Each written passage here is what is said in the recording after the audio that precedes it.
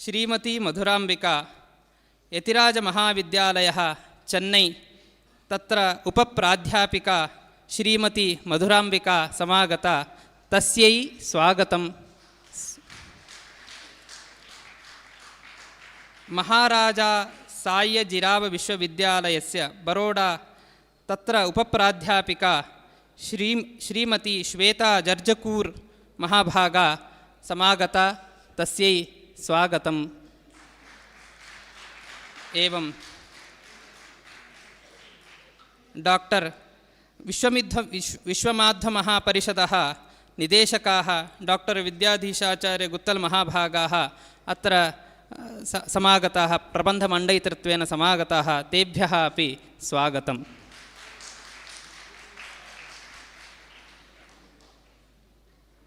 प्रथमतः अस्मिन् सत्रे चेन्नै यतिराजमहाविद्यालये उपप्राध्यापिकाया श्रीमती मधुराम्बिका प्रार्थ्यते स्वीय मधुरवाण्या अस्मान् तोषयतु इति प्रार्थ्यते।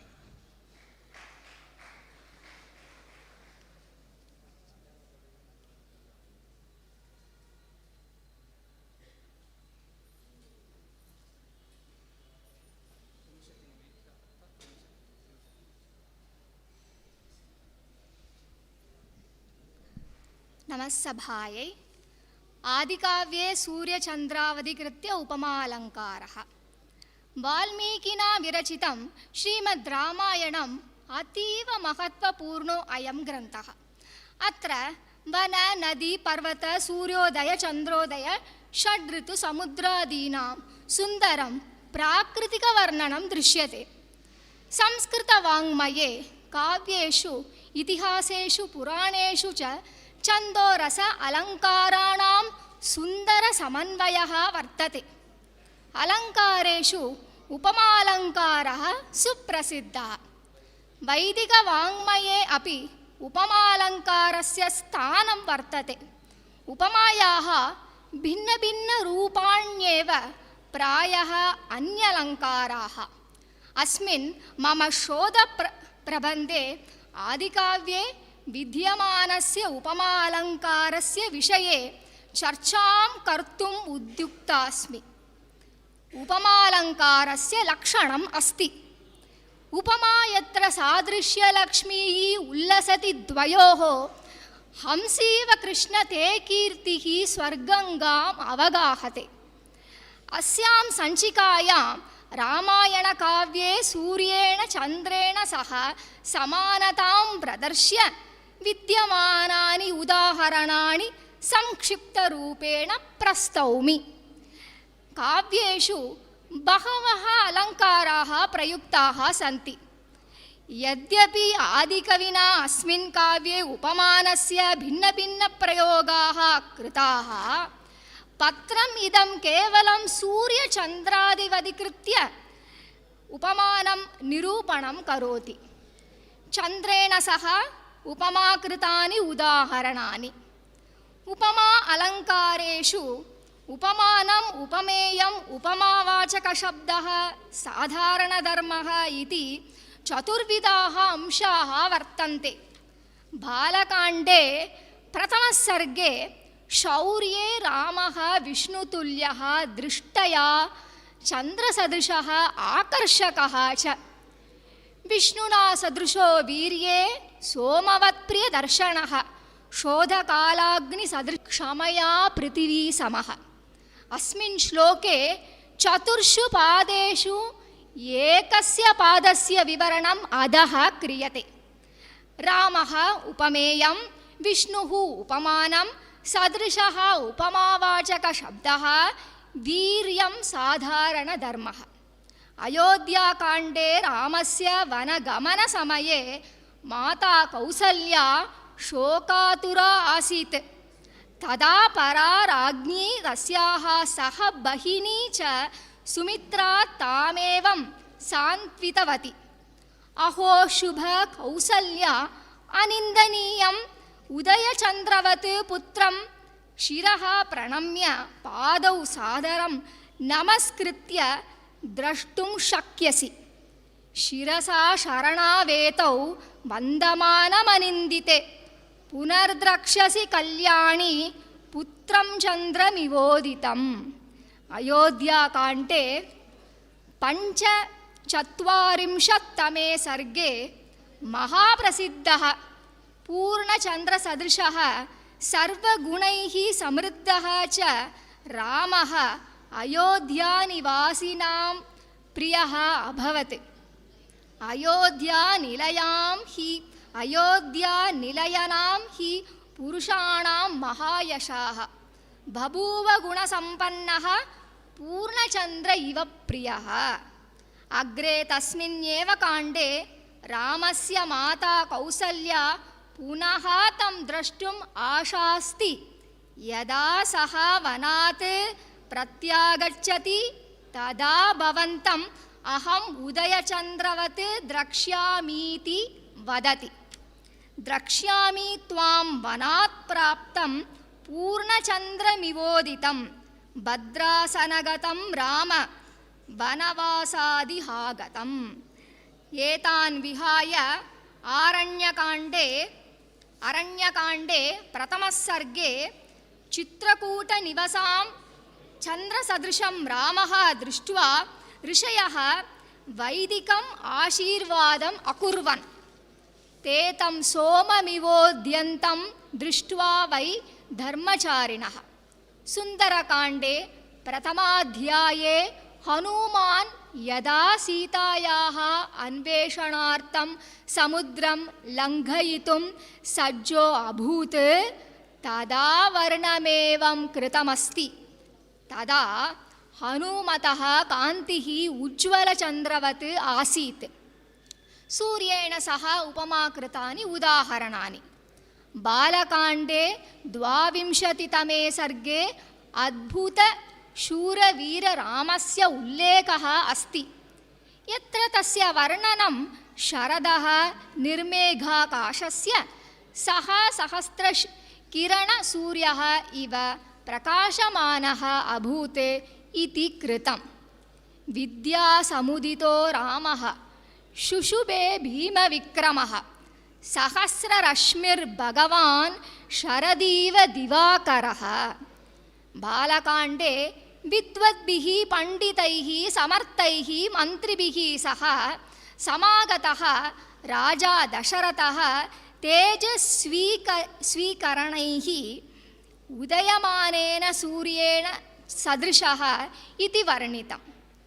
ತೈರ್ಮಂತ್ರಿಭಿರ್ಮಂತ್ರಿಹಿತೈರ್ನಿವಿಷ್ಟೈಃ ವೃತ್ತೋ ಅನುರುಕ್ತೈಃ ಕುಶಲೈಃ ಸಮರ್ಥೈಃ ಸ ಪಾರ್ಥಿವೋ ದೀಪ್ತಿಮವಾಪಯುಕ್ತಃ ತೇಜೋಮಯೈರ್ಗೋಭಿರಿವೋದಿದೋ ಅರ್ಕಃ. ಅಯೋಧ್ಯಾಕಾಂಡೆ 63 ಸರ್ಗೆ ದಶರಥಃ ಸ್ಥಿತಿಃ ಏವಂ ವರ್ಣಿತಾ ಅಸ್ತಿ.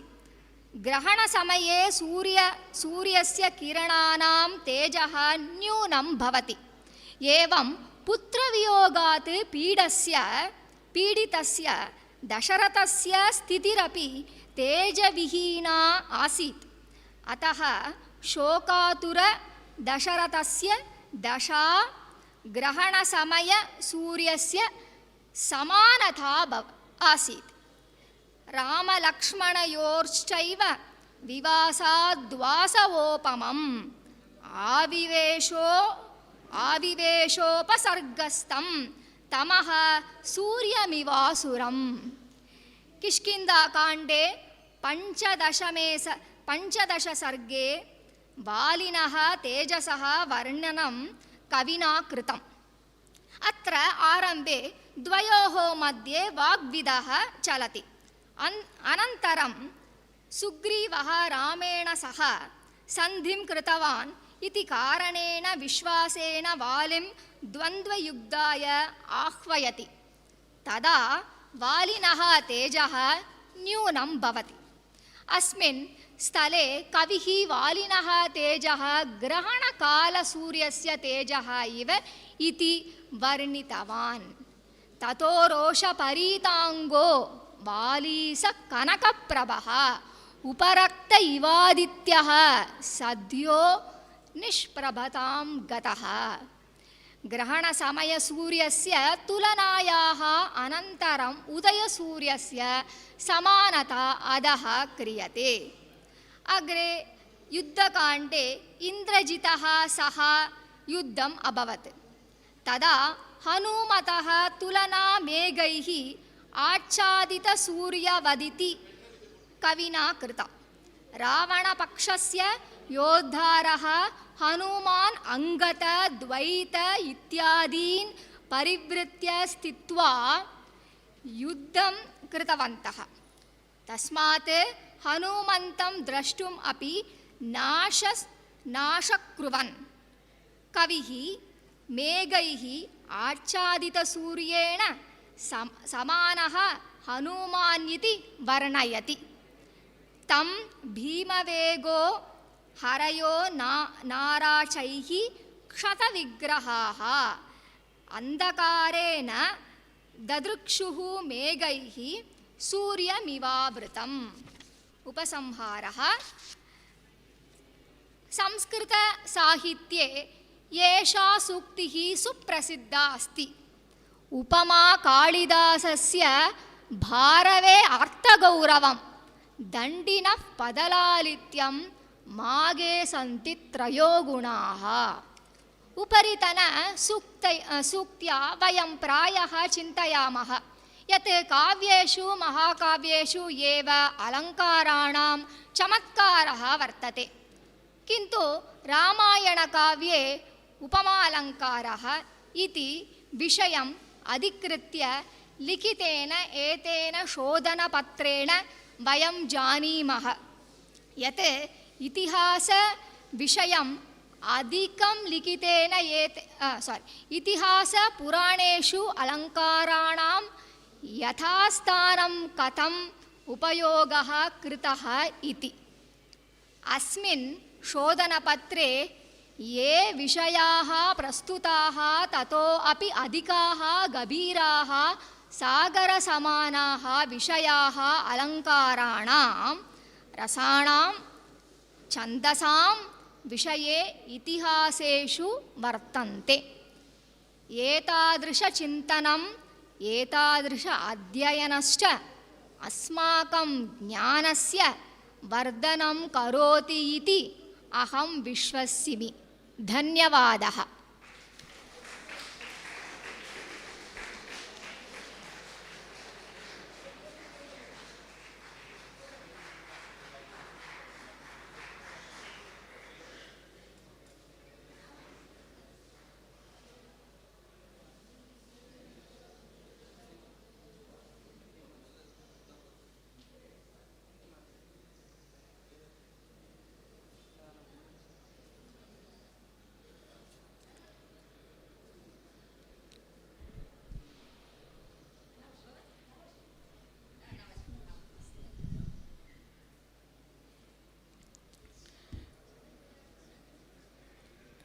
आदिकाव्ये सूर्यचन्द्रौ अधिकृत्य उपमालङ्कारः इति विषये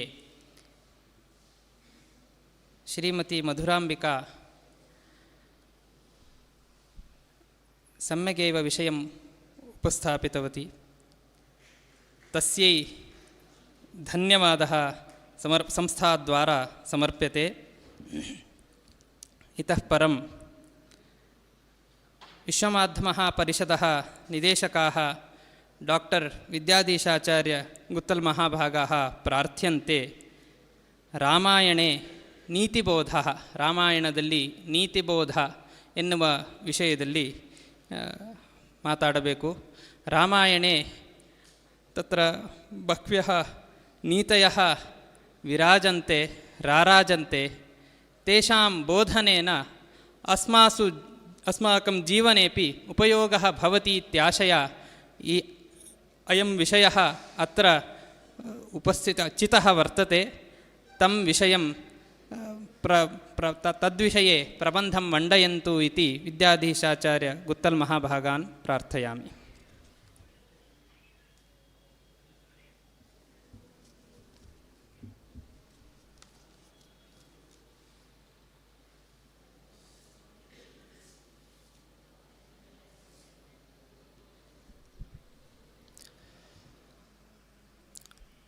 ಶ್ರೀ ಗುರುಭ್ಯೋ ನಮಃ. ಜಯತಿ ಹರಿರಚಿಂತ್ಯಃ ಸರ್ವದೇವೈಕವಂದ್ಯಃ ಪರಮಗುರುರಭೀಷ್ಟಾವಾಪ್ತಿದಃ ಸಜ್ಜನಾನಾಂ ನಿಖಿಲ ಗುಣಗಣರ್ಣೋ ನಿತ್ಯ ನಿರ್ಮುಕ್ತದೋಷಃ ಸರಸಿಜ ನಯನೋಸೌ ಶ್ರೀಪತಿರ್ಮಾನದೋನಃ. ವಾಲ್ಮೀಕೇಃ ಗೌಃ ಪುನೀಯಾನ್ನಃ ಮಹೀಧರ ಪದಾಶ್ರಯ ಯದ್ದುಗ್ಧಮುಪಜೀವಂತಿ ಕವಯಸ್ತರಣಕಾ ಇವ. ಆಪಾದಮೌಲಿಪರ್ಯಂತಂ ಗುರುಣಾಮಾಕೃತಿಂ ಸ್ಮರೇತ್ ತೇನ ವಿಘ್ನಾಃ ಪ್ರಣಶ್ಯಂತಿ ಸಿದ್ಧ್ಯಂತಿ ಚ ಮನೋರಥಾಃ. ವೇದಿಕೆಯ ಮೇಲೆ ಆಸೀನರಾದಂತಹ ಎಲ್ಲ ಗಣ್ಯರಿಗೆ ಹಾಗೂ ಸಭೆಯಲ್ಲಿ ಉಪಸ್ಥಿತರಾದಂತಹ ಎಲ್ಲ ವಿದ್ವಾಂಸರಿಗೆ ಹಾಗೂ ಶ್ರೋತೃಗಳಿಗೆ ವಂದಿಸುತ್ತಾ,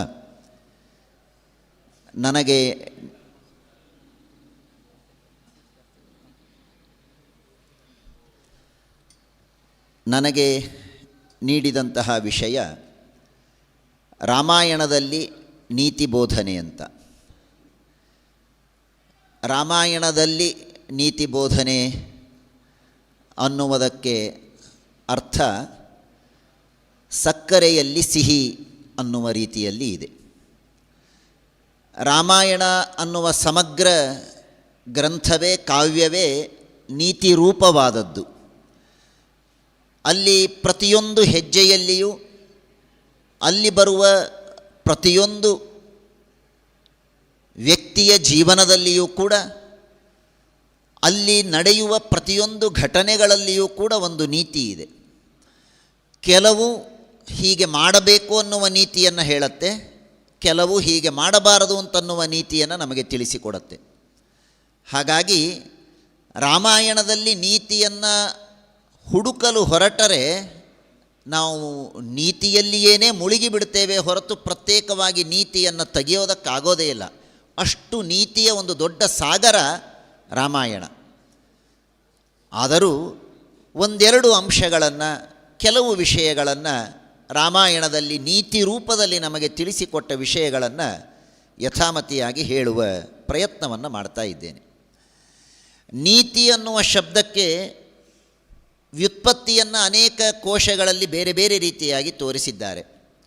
ಪ್ರಾಯ ಅನೇಕ ಕಡೆಗೆ ವ್ಯಾಖ್ಯಾನ ಮಾಡಿದಂತೆ ನೀತಿ ಅನ್ನುವುದಕ್ಕೆ ನೀಯಂತೆ ಉಪಾಯಾದಯಃ ಐಹಿಕ ಆಮುಷ್ಮಿಕ ಅರ್ಥಾಃ ಯಯಾ ಸಾ ನೀತಿ ಅಂತ. ಯಾವುದನ್ನು ಪಾಲನೆ ಮಾಡುವುದರಿಂದ, ಯಾವುದನ್ನು ಅನುಸರಣೆ ಮಾಡುವುದರಿಂದ, ಯಾವ ಮಾರ್ಗವನ್ನು ಅನುಸರಣೆ ಮಾಡುವುದರಿಂದ ಅಥವಾ ಯಾವ ರೂಲ್ಸನ್ನು ಫಾಲೋ ಮಾಡೋದರಿಂದ ನಮಗೆ ಜೀವನದಲ್ಲಿ ಐಹಿಕ ಆಮುಷ್ಮಿಕವಾದ ಲಾಭಗಳು ಆಗತ್ತೋ ಅವುಗಳನ್ನು ನೀತಿ ಅಂತ ಕರೆದಿದ್ದಾರೆ. ಅದು ರಾಜನೀತಿಯಾಗಿರಬಹುದು, ಆಶ್ರಮ ನೀತಿಯಾಗಿರಬಹುದು, ವಿದ್ಯಾರ್ಥಿಗಳಿಗೊಂದು ಬೇರೆ ಇರಬಹುದು, ಗೃಹಸ್ಥನಿಗೊಂದು ಬೇರೆ ಇರಬಹುದು, ಬ್ರಹ್ಮಚಾರಿ ಸನ್ಯಾಸಿಗಳಿಗೆ ಬೇರೆ ಇರಬಹುದು. ಅಂತೂ ಎಲ್ಲರಿಗೂ ಕೂಡ ಒಂದು ನೀತಿ ಇದೆ. ಯಾವುದನ್ನು ಪಾಲನೆ ಮಾಡುವುದರಿಂದ, ಯಾವುದನ್ನು ಅನುಸರಣೆ ಮಾಡುವುದರಿಂದ ಮನುಷ್ಯನಿಗೆ ತಾನು ಬಯಸಿದ ಅಭೀಷ್ಟಗಳನ್ನು ಅವನು ಪಡಿತಾನೋ ಅದನ್ನು ನೀತಿ ಅಂತ ಅಂತಾರೆ. ಸರಿಯಾದ ಮಾರ್ಗದಲ್ಲಿ ನಾವು ನಮಗೆ ಬೇಕಾದದ್ದನ್ನು ಪಡೆಯುವುದಕ್ಕೆ ಅದನ್ನು ನೀತಿ ಅಂತ ಕರೀತಾರೆ. ಹಾಗಾಗಿ ಆ ನೀತಿ ರಾಮಾಯಣದಲ್ಲಿ ಎರಡು ತರಹದ ನೀತಿ ಬೋಧನೆಗಳಿದೆ. ಕೆಲವು ಅಲ್ಲಿರುವ ಪಾತ್ರಗಳು ತಮ್ಮ ಆಚರಣೆಯ ಮೂಲಕ ನಮಗೆ ನೀತಿಯನ್ನು ತಿಳಿಸಿಕೊಟ್ಟರೆ, ಕೆಲವು ವಾಲ್ಮೀಕಿಯ ಮಾತುಗಳ ಮೂಲಕ, ಅಲ್ಲಿ ಬರುವ ಪಾತ್ರಗಳ ಸಂವಾದದ ಮೂಲಕ ತಿಳಿದುಕೊಳ್ಳುವಂತಹ ನೀತಿಗಳು ಮತ್ತೊಂದು ತರಹದ್ದು. ಈಗ ನಾನು ಹೇಳಲಿಕ್ಕೆ ಹೊರಟದ್ದು ಎರಡನೆಯ ತರಹದ ನೀತಿಗಳು. ಅಲ್ಲಿ ವಾಕ್ಯ ರೂಪದಲ್ಲಿ ಸಿಗುವ ನೀತಿಗಳ ಬಗ್ಗೆ ನಾನು ಸ್ವಲ್ಪ ಚಿಂತನವನ್ನು ಮಾಡ್ತೇನೆ. ಪಾತ್ರಗಳ ಬಗ್ಗೆ, ಅಲ್ಲಿರುವ ಕ್ಯಾರೆಕ್ಟರ್ಸ್, ಅವರು ತೋರಿಸಿದಂತಹ ನೀತಿಗಳು ಸಾಕಷ್ಟಿದೆ. ರಾಮಚಂದ್ರ ದೇವರು, ಲಕ್ಷ್ಮಣ, ಭರತ, ಸೀತೆ, ಶತ್ರುಘ್ನ, ರಾವಣ, ವಿಭೀಷಣ, ಹನುಮಂತ, ಸುಗ್ರೀವ, ವಾಲಿ, ದಶರಥ, ಜನಕ, ಹೀಗೆ ನಾನಾ ತರಹದ ಪಾತ್ರಗಳು, ರಾಮಾಯಣದಲ್ಲಿರುವಂತಹ ಪಾತ್ರಗಳು ನಮಗೆ ತಮ್ಮ ತಮ್ಮ ಜೀವನದ, ತಮ್ಮ ತಮ್ಮ ಆಚರಣೆಯ ಮೂಲಕವೇ ನಮಗೆ ಅನೇಕ ನೀತಿಗಳನ್ನು ತಿಳಿಸಿಕೊಟ್ಟಿದ್ದಾರೆ. ಅದು ಪಿತೃಭಕ್ತಿ ಇರಬಹುದು, ಹಿರಿಯರಲ್ಲಿ ಗೌರವ ಇರಬಹುದು, ಅಧ್ಯಯನ ಮಾಡುವ ದೀಕ್ಷೆ ಇರಬಹುದು, ದೇಶಪ್ರೇಮ ಇರಬಹುದು, ಒಂದಲ್ಲ ಎರಡಲ್ಲ ನಾನಾ ರೀತಿಯ ನೀತಿಯನ್ನು ನಮಗೆ ರಾಮಾಯಣದ ಪಾತ್ರಗಳು ನಮಗೆ ತಿಳಿಸಿಕೊಡುತ್ತೆ. ಆದರೆ ನಾನು ಇವತ್ತು ಇಲ್ಲಿ ಉಪಸ್ಥಾಪನೆ ಮಾಡಲಿಕ್ಕೆ ಅಪೇಕ್ಷೆ ಪಡುವಂತಹ ವಿಷಯ ರಾಮಾಯಣದ ವಾಕ್ಯ ರೂಪದಲ್ಲಿ, ಶ್ಲೋಕದ ರೂಪದಲ್ಲಿ ರಾಮಾಯಣ ನಮಗೇನು ನೀತಿಯನ್ನು ಬೋಧನೆ ಮಾಡುತ್ತೋ ಆ ಒಂದೆರಡು ಮಾತುಗಳನ್ನು ಇಲ್ಲಿ ಈ ಒಂದು ಸಭೆಯಲ್ಲಿ ಹಂಚಿಕೊಳ್ಳಲಿಕ್ಕೆ ಅಪೇಕ್ಷೆ ಪಡುತ್ತೇನೆ. ಮೊದಲನೆಯದಾಗಿ, ಮನುಷ್ಯನಿಗೆ ರಾಮಾಯಣ ಒಂದು ಭರವಸೆಯನ್ನು ಕೊಡುತ್ತೆ. ನಾನು ಬೇರೆ ಬೇರೆ ಕಾಂಡಗಳಲ್ಲಿ ಬಂದ ಬೇರೆ ಬೇರೆ ಪ್ರಸಂಗದಲ್ಲಿ ಬಂದಂತಹ ವಿಷಯಗಳನ್ನು ಪ್ರಸ್ತಾಪನೆ ಮಾಡ್ತಾ ಇದ್ದೇನೆ. ಹೀಗಾಗಿ ವಿಷಯಗಳಲ್ಲಿ ಒಂದಕ್ಕೊಂದು ಲಿಂಕ್ ಇರಬೇಕು ಅನ್ನುವ ಅನಿವಾರ್ಯತೆ ಇಲ್ಲ. ರಾಮಾಯಣ ಒಂದು ಸಂದೇಶವನ್ನು ಕೊಡುತ್ತೆ, ಬಹಳ ದೊಡ್ಡದಾದಂತಹ ಸಂದೇಶ. ಜೀವನದಲ್ಲಿ ಮನುಷ್ಯ ಬದುಕಿರೋದಕ್ಕೆ ಪ್ರಯತ್ನ ಮಾಡಬೇಕೇ ಹೊರತು ಸಾಯೋದಕ್ಕೆ ಪ್ರಯತ್ನ ಮಾಡಬಾರದು. ಸಾವು ಮನುಷ್ಯನಿಗೆ ಇದು ಸಹಜ, ಹುಟ್ಟಿದ ಮನುಷ್ಯನಿಗೆ ಸಾವು ಇದು ಸಹಜ. ಆದರೆ ಬದುಕು ಇದು ಸಹಜ ಅಲ್ಲ. ಬದುಕು ಮನುಷ್ಯ ತಾನು ಶ್ರಮಪಟ್ಟು ಬದುಕಬೇಕು. ಆಹಾರವನ್ನು ಚೆನ್ನಾಗಿ ತಿನ್ನುವ ಮೂಲಕ ಬದುಕಬೇಕು, ವ್ಯಾಯಾಮವನ್ನು ಮಾಡುವ ಮೂಲಕ ಬದುಕಬೇಕು, ಪ್ರಾಣಾಯಾಮವನ್ನು ಮಾಡುವ ಮೂಲಕ ಬದುಕಬೇಕು, ನಿಯತ ಆಹಾರವನ್ನು ಸ್ವೀಕಾರ ಮಾಡುವ ಮೂಲಕ ಬದುಕಬೇಕು. ಅಂತೂ ಜೀವನದಲ್ಲಿ ಮನುಷ್ಯ ಬದುಕೋದಕ್ಕೆ ಹೆಚ್ಚು ಪ್ರಯತ್ನ ಮಾಡಬೇಕು. ಸಾವು ಅವನಿಗೆ ಸಹಜ. ಸಾಯುವುದಕ್ಕೆ ಪ್ರಯತ್ನ ಮಾಡಬಾರದು, ಆದರೆ ಬದುಕೋದಕ್ಕೆ ಪ್ರಯತ್ನ ಮಾಡಬೇಕು. ಮನುಷ್ಯ ಬದುಕಿದರೆ, ಇವತ್ತು ಜೀವನದಲ್ಲಿ ಯಾವುದೋ ಒಂದು ಹಂತದಲ್ಲಿ ಮನುಷ್ಯನಿಗೆ ದುಃಖ, ನೋವು, ಸಂಕಟ, ಅಪಯಶಸ್ಸು, ಅಪಜಯ, ಅಪಕೀರ್ತಿ ಎಲ್ಲ ಬರುತ್ತೆ. ಆದರೆ ಇವುಗಳು ಬಂದಾಗ ಮನುಷ್ಯ, ಇವತ್ತಿನ ಸಾಮಾನ್ಯ ಜನ, ಅನೇಕ ನಾವು ಮಾಧ್ಯಮಗಳಲ್ಲಿ ನೋಡ್ತಾ ಇರ್ತೇವೆ, ಸುತ್ತಮುತ್ತಲೂ ಈ ತರಹದ ಘಟನೆಗಳನ್ನು ಕೇಳ್ತಾ ಇರ್ತೇವೆ. ಮನುಷ್ಯನಿಗೆ ಯಾವುದೇ ಒಂದು ಸಣ್ಣ ಅಪಯಶಸ್ಸಿಗೆ ಮನುಷ್ಯ ತನ್ನ ಜೀವನವನ್ನೇ ಕಳೆದುಕೊಳ್ಳುವಂತಹ ಘಟನೆಗಳು ನೂರಾರು ನಡೆಯುತ್ತೆ. ಅದು ರೈತರ ಆತ್ಮಹತ್ಯೆ ಇರಬಹುದು, ಅದು ವಿದ್ಯಾರ್ಥಿಗಳು ಫೇಲ್ ಆದಾಗ ಮಾಡಿಕೊಳ್ಳುವ ಆತ್ಮಹತ್ಯೆ ಇರಬಹುದು, ಮನಸ್ತಾಪ ಆಗುವಂತಹ ಆತ್ಮಹತ್ಯೆಗಳಿರಬಹುದು, ನಾನಾ ತರಹದ ಆತ್ಮಹತ್ಯೆಗಳಿರಬಹುದು. ವಾಲ್ಮೀಕಿ ಋಷಿ ಒಂದು ಮಾತನ್ನು ನಮಗೆ ಹೇಳ್ತಾರೆ, ಮನುಷ್ಯ ಜೀವನದಲ್ಲಿ ತನ್ನನ್ನು ತಾನು ನಾಶ ಮಾಡಿಕೊಳ್ಳಬಾರದು, ಬದುಕಬೇಕು. ಬದುಕಿದ ಅಂದರೆ ಏತಿ ಜೀವಂತಮಾನಂದೋ ನರಂ ವರ್ಷಶತಾದಪಿ. ಯಾರು ಬದುಕ್ತಾನೋ ಬದುಕಿದ ವ್ಯಕ್ತಿಗೆ ಇಂದಿಲ್ಲ ನಾಳೆ ಆನಂದ ಬರುತ್ತೆ. ಸುಖಕ್ಕಾಗಿ ಸುಖ ಇಲ್ಲ ಅಂತ ಜೀವನವನ್ನು ಕಡೆಗಣಿಸಬೇಡ. ಸುಖ ನಮಗೆ ಸಿಗತ್ತೆ, ಆದರೆ ನೀನು ಮೊದಲು ಬದುಕು.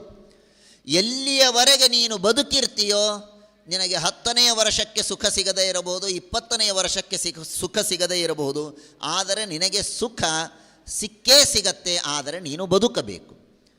ಬದುಕಿನ ಬಗ್ಗೆ ನೀನು ನಿರಾಶೆಯನ್ನು ಹೊಂದಿದರೆ, ಬದುಕುವುದಿಲ್ಲ ಎಂಬಂತಹ ಪಣವನ್ನು ತೊಟ್ಟರೆ ಆಗ ನಿನಗೆ ಸುಖ ಎಂದಿಗೂ ಸಿಗೋದಿಲ್ಲ. ಹಾಗಾಗಿ ಸುಖ ಇದು ಮನುಷ್ಯನಿಗೆ ಬೇಕು ಅಂತಾದರೆ ಮೊದಲು ಬದುಕಬೇಕು ಅನ್ನುವ ಒಂದು ಭರವಸೆಯನ್ನು ವಾಲ್ಮೀಕಿ ನಮಗೆ ಕೊಡ್ತಾರೆ. ಹಾಗಾಗಿ ಜೀವನ, ಮನುಷ್ಯ ಬದುಕುವುದು ಇದು ಬಹಳ ದೊಡ್ಡದಾದ ಮಾತು ಎಂಬುದಾಗಿ ವಾಲ್ಮೀಕಿ ಹೇಳ್ತಾರೆ. ಇದೇ ವಾಲ್ಮೀಕಿ ಮತ್ತೊಂದು ಕಡೆಗೆ ಒಂದು ಮಾತನ್ನು ಹೇಳ್ತಾರೆ, ಬದುಕು ಇದು ಮನುಷ್ಯ ಬದುಕಬೇಕು ನಿಜ, ಆದರೆ ಬದುಕುವುದಕ್ಕೆ ಪ್ರಯತ್ನ ಮಾಡಬೇಕು ನಿಜ, ಆದರೆ ನಾನು ಸದಾ ಬದುಕೇ ಇರ್ತೇನೆ ಎನ್ನುವ ಅಹಂಕಾರದಲ್ಲೂ ಮನುಷ್ಯ ಇರಬಾರದು. ಜೀವನ ನಾನು ಬಾಳಬೇಕು, ಚೆನ್ನಾಗಿ ಬಾಳಬೇಕು ಅನ್ನುವ ಅಪೇಕ್ಷೆಯನ್ನು ಮನುಷ್ಯ ಪಡಬೇಕು, ಇದು ನಿಜ. ಆದರೆ ನಾನು ಸದಾ ಬದುಕೇ ಇರ್ತೇನೆ, ನಾನು ಶಾಶ್ವತ ಅನ್ನುವ ಅಹಂಕಾರದಲ್ಲಿಯೂ ಮನುಷ್ಯ ಇರಬಾರದು ಅನ್ನುವ ಮಾತನ್ನು ವಾಲ್ಮೀಕಿ ಋಷಿಗಳು ತಿಳಿಸಿಕೊಡ್ತಾರೆ. ಬಹಳ ಪ್ರಸಿದ್ಧವಾದಂತಹ ಮಾತು, ಮಹಾಭಾರತದಲ್ಲಿಯೂ ಈ ಮಾತು ಬರುತ್ತೆ. ವಾಲ್ಮೀಕಿ ಋಷಿಗಳು ಹೇಳ್ತಾರೆ, ಸರ್ವೇ ಕ್ಷಯಾಂತ ನಿಚಯಾ ಪತನಾಂತ ಸಮುಚ್ಛ್ರಯಾ ಸಂಯೋಗಾ ವಿಪ್ರಯೋಗಾಂತಹ ಮರಣಾಂತ ಹಿ ಜೀವಿತಂ. ಮನುಷ್ಯನ ಜೀವನ ಇದು ಒಂದು ದಿನ ಮರಣದಲ್ಲಿ ಕೊನೆಗಾಣುತ್ತೆ. ಮರಣ ಇದಕ್ಕೆ ಕೊನೆಗೆ, ಹಾಗೇ ಬದುಕೇ ಇರ್ತಾನೆ ಅಂತನ್ನುವ ಆಶೆ ಮನುಷ್ಯನಿಗೆ ಇರಬಾರದು. ಬದುಕುವುದಕ್ಕೆ ಪ್ರಯತ್ನ ಮಾಡಬೇಕಾದದ್ದು ಎಷ್ಟು ಅನಿವಾರ್ಯವೋ ಈ ಬದುಕು ಶಾಶ್ವತ ಅಲ್ಲ ಅನ್ನುವ ವಿವೇಕವನ್ನು ಕೂಡ ಮನುಷ್ಯ ಪಡೆದಿದ್ದರೆ ಆಗ ಮನುಷ್ಯನ ಜೀವನದಲ್ಲಿ ಬ್ಯಾಲೆನ್ಸ್ ಇರುತ್ತೆ. ಇಲ್ಲದೇ ಇದ್ದರೆ ಮನುಷ್ಯ ಬ್ಯಾಲೆನ್ಸ್ ಕಳೆದುಕೊಳ್ತಾನೆ. ವಾಲ್ಮೀಕಿ ಋಷಿಗಳು ಇದೇ ಮಾತಿನಲ್ಲಿ ಇನ್ನೆರಡು ಅಂಶಗಳನ್ನು ತಿಳಿಸಿಕೊಡ್ತಾರೆ. ಸರ್ವೇ ಕ್ಷಯಾಂತಾಹ ನಿಚಯಾಹ ಪತನಾಂತ ಸಮುಚ್ಛ್ರಯಾಹ. ಮನುಷ್ಯ ಜೀವನದಲ್ಲಿ ಬೇಕಾದಷ್ಟು ಬೆಳೀತಾನೆ, ಬೇಕಾದಷ್ಟು ಸಾಧನೆಯನ್ನು ಮಾಡ್ತಾನೆ. ಆದರೆ ಎಷ್ಟು ದೊಡ್ಡ ಸ್ಥಾನದಲ್ಲಿ ಏರಿದರೂ ಕೂಡ ಒಮ್ಮೆ ಅವನು ಆ ಸ್ಥಾನದಿಂದ ಕೆಳಗೆ ಬರಲೇಬೇಕು. ಈ ಮಾತಿದೆ ನೋಡಿ, ಈ ಮಾತು ಮನುಷ್ಯನನ್ನು ವಿನಯವಂತನನ್ನಾಗಿ ಮಾಡೋದಕ್ಕೆ ತುಂಬ ಸಹಕಾರಿಯಾದದ್ದು. ನಾವು ಏನೋ ಒಳ್ಳೆಯ ಕೆಲಸವನ್ನು ಮಾಡ್ತೇವೆ, ಅಧಿಕಾರವನ್ನು ಕೊಡ್ತಾರೆ, ಜನ ಗುರುತಿಸ್ತಾರೆ, ಗೌರವವನ್ನು ಮಾಡ್ತಾರೆ, ದೊಡ್ಡ ಸ್ಥಾನಕ್ಕೆ ಏರ್ತೇವೆ. ಆ ದೊಡ್ಡ ಸ್ಥಾನದಲ್ಲಿ ಇದ್ದಾಗ ನಾವು ವಿನೀತರಾಗಿರಬೇಕೇ ಹೊರತು ದೊಡ್ಡ ಸ್ಥಾನದಲ್ಲಿದ್ದೇನೆ ಎನ್ನುವುದಕ್ಕೆ 10 ಜನರನ್ನು ಅವಮಾನ ಮಾಡಿದರೆ, 10 ಜನರನ್ನು ತುಳಿಯೋದಕ್ಕೆ ಪ್ರಯತ್ನ ಮಾಡಿದರೆ ವಾಲ್ಮೀಕಿ ಎಚ್ಚರ ಕೊಡುತ್ತಾರೆ. ಅವರು ಹೇಳ್ತಾರೆ, ಪತನಾಂತ ಸಮುಚ್ಛ್ರಯಾ. ನೋಡಪ್ಪ, ಇವತ್ತು ನೀನು ಬೆಳೀತಾ ಇದ್ದೀಯ ನಿಜ, ಆದರೆ ನಾಳೆ ನೀನು ಕೆಳಗೆ ಬೀಳೋದು ಅನಿವಾರ್ಯ. ನಾಳೆ ನೀನು ಕೆಳಗೆ ಬೀಳ್ತೀಯ ಅನ್ನುವ ಎಚ್ಚರದಿಂದ ನೀನು ದೊಡ್ಡ ಸ್ಥಾನದಲ್ಲಿದ್ದಾಗ ಇರಬೇಕು. ಮೇಲೆ ಎಷ್ಟು ಮೇಲೆ ಏರ್ತಾನೋ ಅಷ್ಟು ಮನುಷ್ಯನಿಗೆ ಅದು ಫೋಬಿಯಾ ಅಂತ ಹೇಳ್ತಾರಲ್ಲ. ನೀವು 1ನೇ ಫ್ಲೋರಿನ ಮೇಲೆ ನಿಂತಾಗ ಭಯ ಆಗೋದಿಲ್ಲ, 5ನೇ ಫ್ಲೋರಿನ ಮೇಲೆ ನಿಂತಾಗ ಸ್ವಲ್ಪ ಭಯ ಜಾಸ್ತಿ ಆಗತ್ತೆ. 16, 32, 40ನೇ ಫ್ಲೋರಿನ ಮೇಲೆ ನಿಂತು ಕೆಳಗೆ ನೋಡಿದರೆ ಮನುಷ್ಯನಿಗೆ ಭಯ ಹೆಚ್ಚಾಗತ್ತೆ. ಯಾಕೆ ಅಂದರೆ ಎಷ್ಟು ಮೇಲೆ ಏರ್ತೇವೋ ಅಷ್ಟು ಬೀಳುವ ಭಯ ಜಾಸ್ತಿ. ಮೇಲೆ ಏರಿದಷ್ಟು ಬೀಳುವ ಭಯ ಜಾಸ್ತಿ. ಆದ್ದರಿಂದ ಮೇಲೆ ಎದ್ದಾಗ ಬಹಳ ಹುಷಾರಾಗಿ ಇರಬೇಕು. ರೋಡಿನ ಮೇಲೆ ಓಡಾಡುವವನಿಗೆ ಸ್ವಲ್ಪ ಎಚ್ಚರ ತಪ್ಪಿದರೂ ತೊಂದರೆ ಇಲ್ಲ, ಅವನು ಫಾಸ್ಟಾಗಿ ನಡೆದುಕೊಂಡು ಹೋಗ್ತಾನೆ, ನೆಲದ ಮೇಲೆ ನಡೆದಾಡೋವನು. ಆದರೆ ಮೇಲೆ 50ನೇ ಫ್ಲೋರಿನ ಮೇಲೆ ರಿಪೇರ್ ಮಾಡೋದಕ್ಕೆ ವರ್ಕರ್ಸ್ ಹತ್ತಿರ್ತಾರಲ್ಲ, ಅವರು ತುಂಬ ಜಾಗರೂಕರಾಗಿರಬೇಕು. ಯಾಕೆ ಅಂದರೆ ಮೇಲಿದ್ದವನು ಬೀಳುವ ಭಯ ಜಾಸ್ತಿ. ಅದನ್ನು ವಾಲ್ಮೀಕಿ ಹೇಳ್ತಾರೆ, ಪತನಾಂತಹ ಸಮುಚ್ಛ್ರಯಾ. ಎಷ್ಟು ಮೇಲೆ ಏರಿದರೂ ಕೂಡ ಬೀಳುವ ಭೀತಿ ಇದೆ ಅನ್ನುವ ರೀತಿಯಲ್ಲಿ ಮನುಷ್ಯ ತಾನು ಇರಬೇಕು ಅನ್ನುವ ಮಾತನ್ನು ತಿಳಿಸಿಕೊಡ್ತಾರೆ. ಮತ್ತೊಂದು ವಾಲ್ಮೀಕಿಯ ಪ್ರಸಿದ್ಧವಾದಂತಹ ಮಾತು, ಸುಲಭಾ ಪುರುಷೋ ರಾಜನ್ ಸತತಂ ಪ್ರಿಯವಾದಿನಃ ಅಪ್ರಿಯಸ್ಯ ಚ ಪಥ್ಯಸ್ಯ ವಕ್ತಾ ಶ್ರೋತಾ ಚ ದುರ್ಲಭ. ಇವತ್ತು ಈ ಮಾತು ಇವತ್ತಿನ ಸಮಾಜಕ್ಕೆ ತುಂಬ ಒಂದು ಮಾರ್ಗದರ್ಶಕವಾದಂತಹ ಮಾತು, ಹೊಡೆದು ಉಪದೇಶ ಮಾಡುವಂತಹ ಮಾತು. ವಾಲ್ಮೀಕಿ ಋಷಿಗಳು ಕಿವಿಹಿಂಡಿ ಹೇಳ್ತಾರೆ, ಮನುಷ್ಯ ಎದುರಿಗಿರುವ ಜನರನ್ನು ಪ್ರೀತಿ ಮಾಡಬೇಕು, ಅವರು ನಮಗೆ ಸಂತೋಷ ಪಡಬೇಕು ಅನ್ನುವುದಕ್ಕಾಗಿ ಪ್ರಿಯವಾದ ಮಾತುಗಳನ್ನು ಹೇಳ್ತಾನೆ. ನಾವೇನು ಮಾಡ್ತೇವೋ ಅದೇ ಸರಿ ಅಂತ ಹೇಳುವಂತಹ ಉಪದೇಶಕರು ತುಂಬ ಜನ ಇದ್ದಾರೆ. ನಾವು 10 ಜನರಿಗೆ ಪ್ರಿಯರಾಗಬೇಕು, 100 ಜನ ನಮ್ಮನ್ನು ಫಾಲೋ ಮಾಡಬೇಕು ಅನ್ನೋದಕ್ಕೆ ಯಾರೇನು ಮಾಡ್ತಾರೋ ಅದನ್ನು ಹೌದು ಅಂತ ಹೇಳಿ ಧರ್ಮವನ್ನು ಬೋಧನೆ ಮಾಡುವುದು ಸುಲಭ. ಆದರೆ ಯಾವುದು ನಿಜವಾದ ಧರ್ಮ, ಯಾವುದು ನಿಜವಾದ ಶಾಸ್ತ್ರ, ಯಾವುದು ನಿಜವಾದ ತತ್ವ ಅಂತನ್ನುವುದನ್ನು ಹೇಳೋದಕ್ಕೆ ಯಾರೂ ಮುಂದೆ ಬರೋದಿಲ್ಲ. ಯಾಕೆಂದರೆ ಯಾಕೆ ಜನರಿಂದ ಬಯಸ್ಕೋಬೇಕು ಅಂತಾರೆ. ಜನರ ಅಪ್ರಿಯತೆಯನ್ನು ನಾನು ಯಾಕೆ ಹೊಂದಬೇಕು, ನನ್ನನ್ನು ಎಲ್ಲರೂ ಪ್ರೀತಿಸ್ತಾರಲ್ಲ ಸಾಕು. ಹಾಗಿದ್ದರೆ ಜನ ಏನಂತಾರೋ ಅದನ್ನು ನಾನು ಅಂತೇನೆ. ಇದು ಬಹಳ ದೊಡ್ಡದಾದಂತಹ ದೊಡ್ಡ ದುರಂತ. ಇವತ್ತು ತಂದೆ ತಾಯಿ ಗುರುಗಳು ಮಕ್ಕಳಿಗೆ ಬೈತಾರೆ, ಮಕ್ಕಳಿಗೆ ಹಿತೋಪದೇಶವನ್ನು ಮಾಡ್ತಾರೆ, ತಪ್ಪಿದಾಗ ದಾರಿ ತಿತ್ತಾರೆ, ಸ್ವಲ್ಪ ಜೋರಾಗಿ ಬೈತಾರೆ, ಕಠೋರವಾದ ಮಾತುಗಳನ್ನು ಆಡ್ತಾರೆ, ನಿಷ್ಠುರವಾದ ಮಾತುಗಳನ್ನು ಹೇಳ್ತಾರೆ. ಇದೆಲ್ಲ ಯಾಕೆ? ಆ ವ್ಯಕ್ತಿಗೆ ಅದು ಪಥ್ಯ. ಆ ವ್ಯಕ್ತಿ ಬಹಳ ಸುಂದರವಾದ ದೃಷ್ಟಾಂತವನ್ನು ಕೊಡ್ತಾರೆ ವಾಲ್ಮೀಕಿ ಋಷಿಗಳು. ಪಥ್ಯ ಅದು. ಒಬ್ಬ ವೈದ್ಯ ರೋಗಿಗೆ ಅದು ತಿನ್ನಬೇಡ ಇದು ತಿನ್ನಬೇಡ ಕಹಿಯಾದದ್ದನ್ನು ತಿನ್ನು ಅಂತ ಹೇಳಬೇಕೋ, ಅಥವಾ ವೈದ್ಯ ನನಗೆ ಇವನು ಬೇಕಾದಷ್ಟು ಹಣ ಕೊಡ್ತಾನೆ ಅನ್ನೋದಕ್ಕೆ ನೀನೇನು ಮಾಡ್ತೀಯೋ ಮಾಡು ಅಂತನಬೇಕೋ? ಹಾಗಿದೆ ಇವತ್ತಿನ ಪರಿಸ್ಥಿತಿ. ಜನ ನಮ್ಮನ್ನು ಬೈತಾರೆ ಅನ್ನುವುದಕ್ಕೆ ಜನರಿಗೇನು ಬೇಕೋ ಅದನ್ನು ಹೇಳ್ತೇವೆ ಹೊರತು ಯಾವುದು ಜನರಿಗೆ ಹಿತ ಅದನ್ನು ಹೇಳುವ ಗುರುಗಳು ಬಹಳ ಕಡಿಮೆ ಇದ್ದಾರೆ. ವಾಲ್ಮೀಕಿ ಋಷಿಗಳು ಹೇಳ್ತಾರೆ, ಅಪ್ರಿಯಸ್ಯ ಚ ಪಥ್ಯಸ್ಯ ವಕ್ತಾ ಶ್ರೋತಾ ಚ ದುರ್ಲಭ ಅಂತ.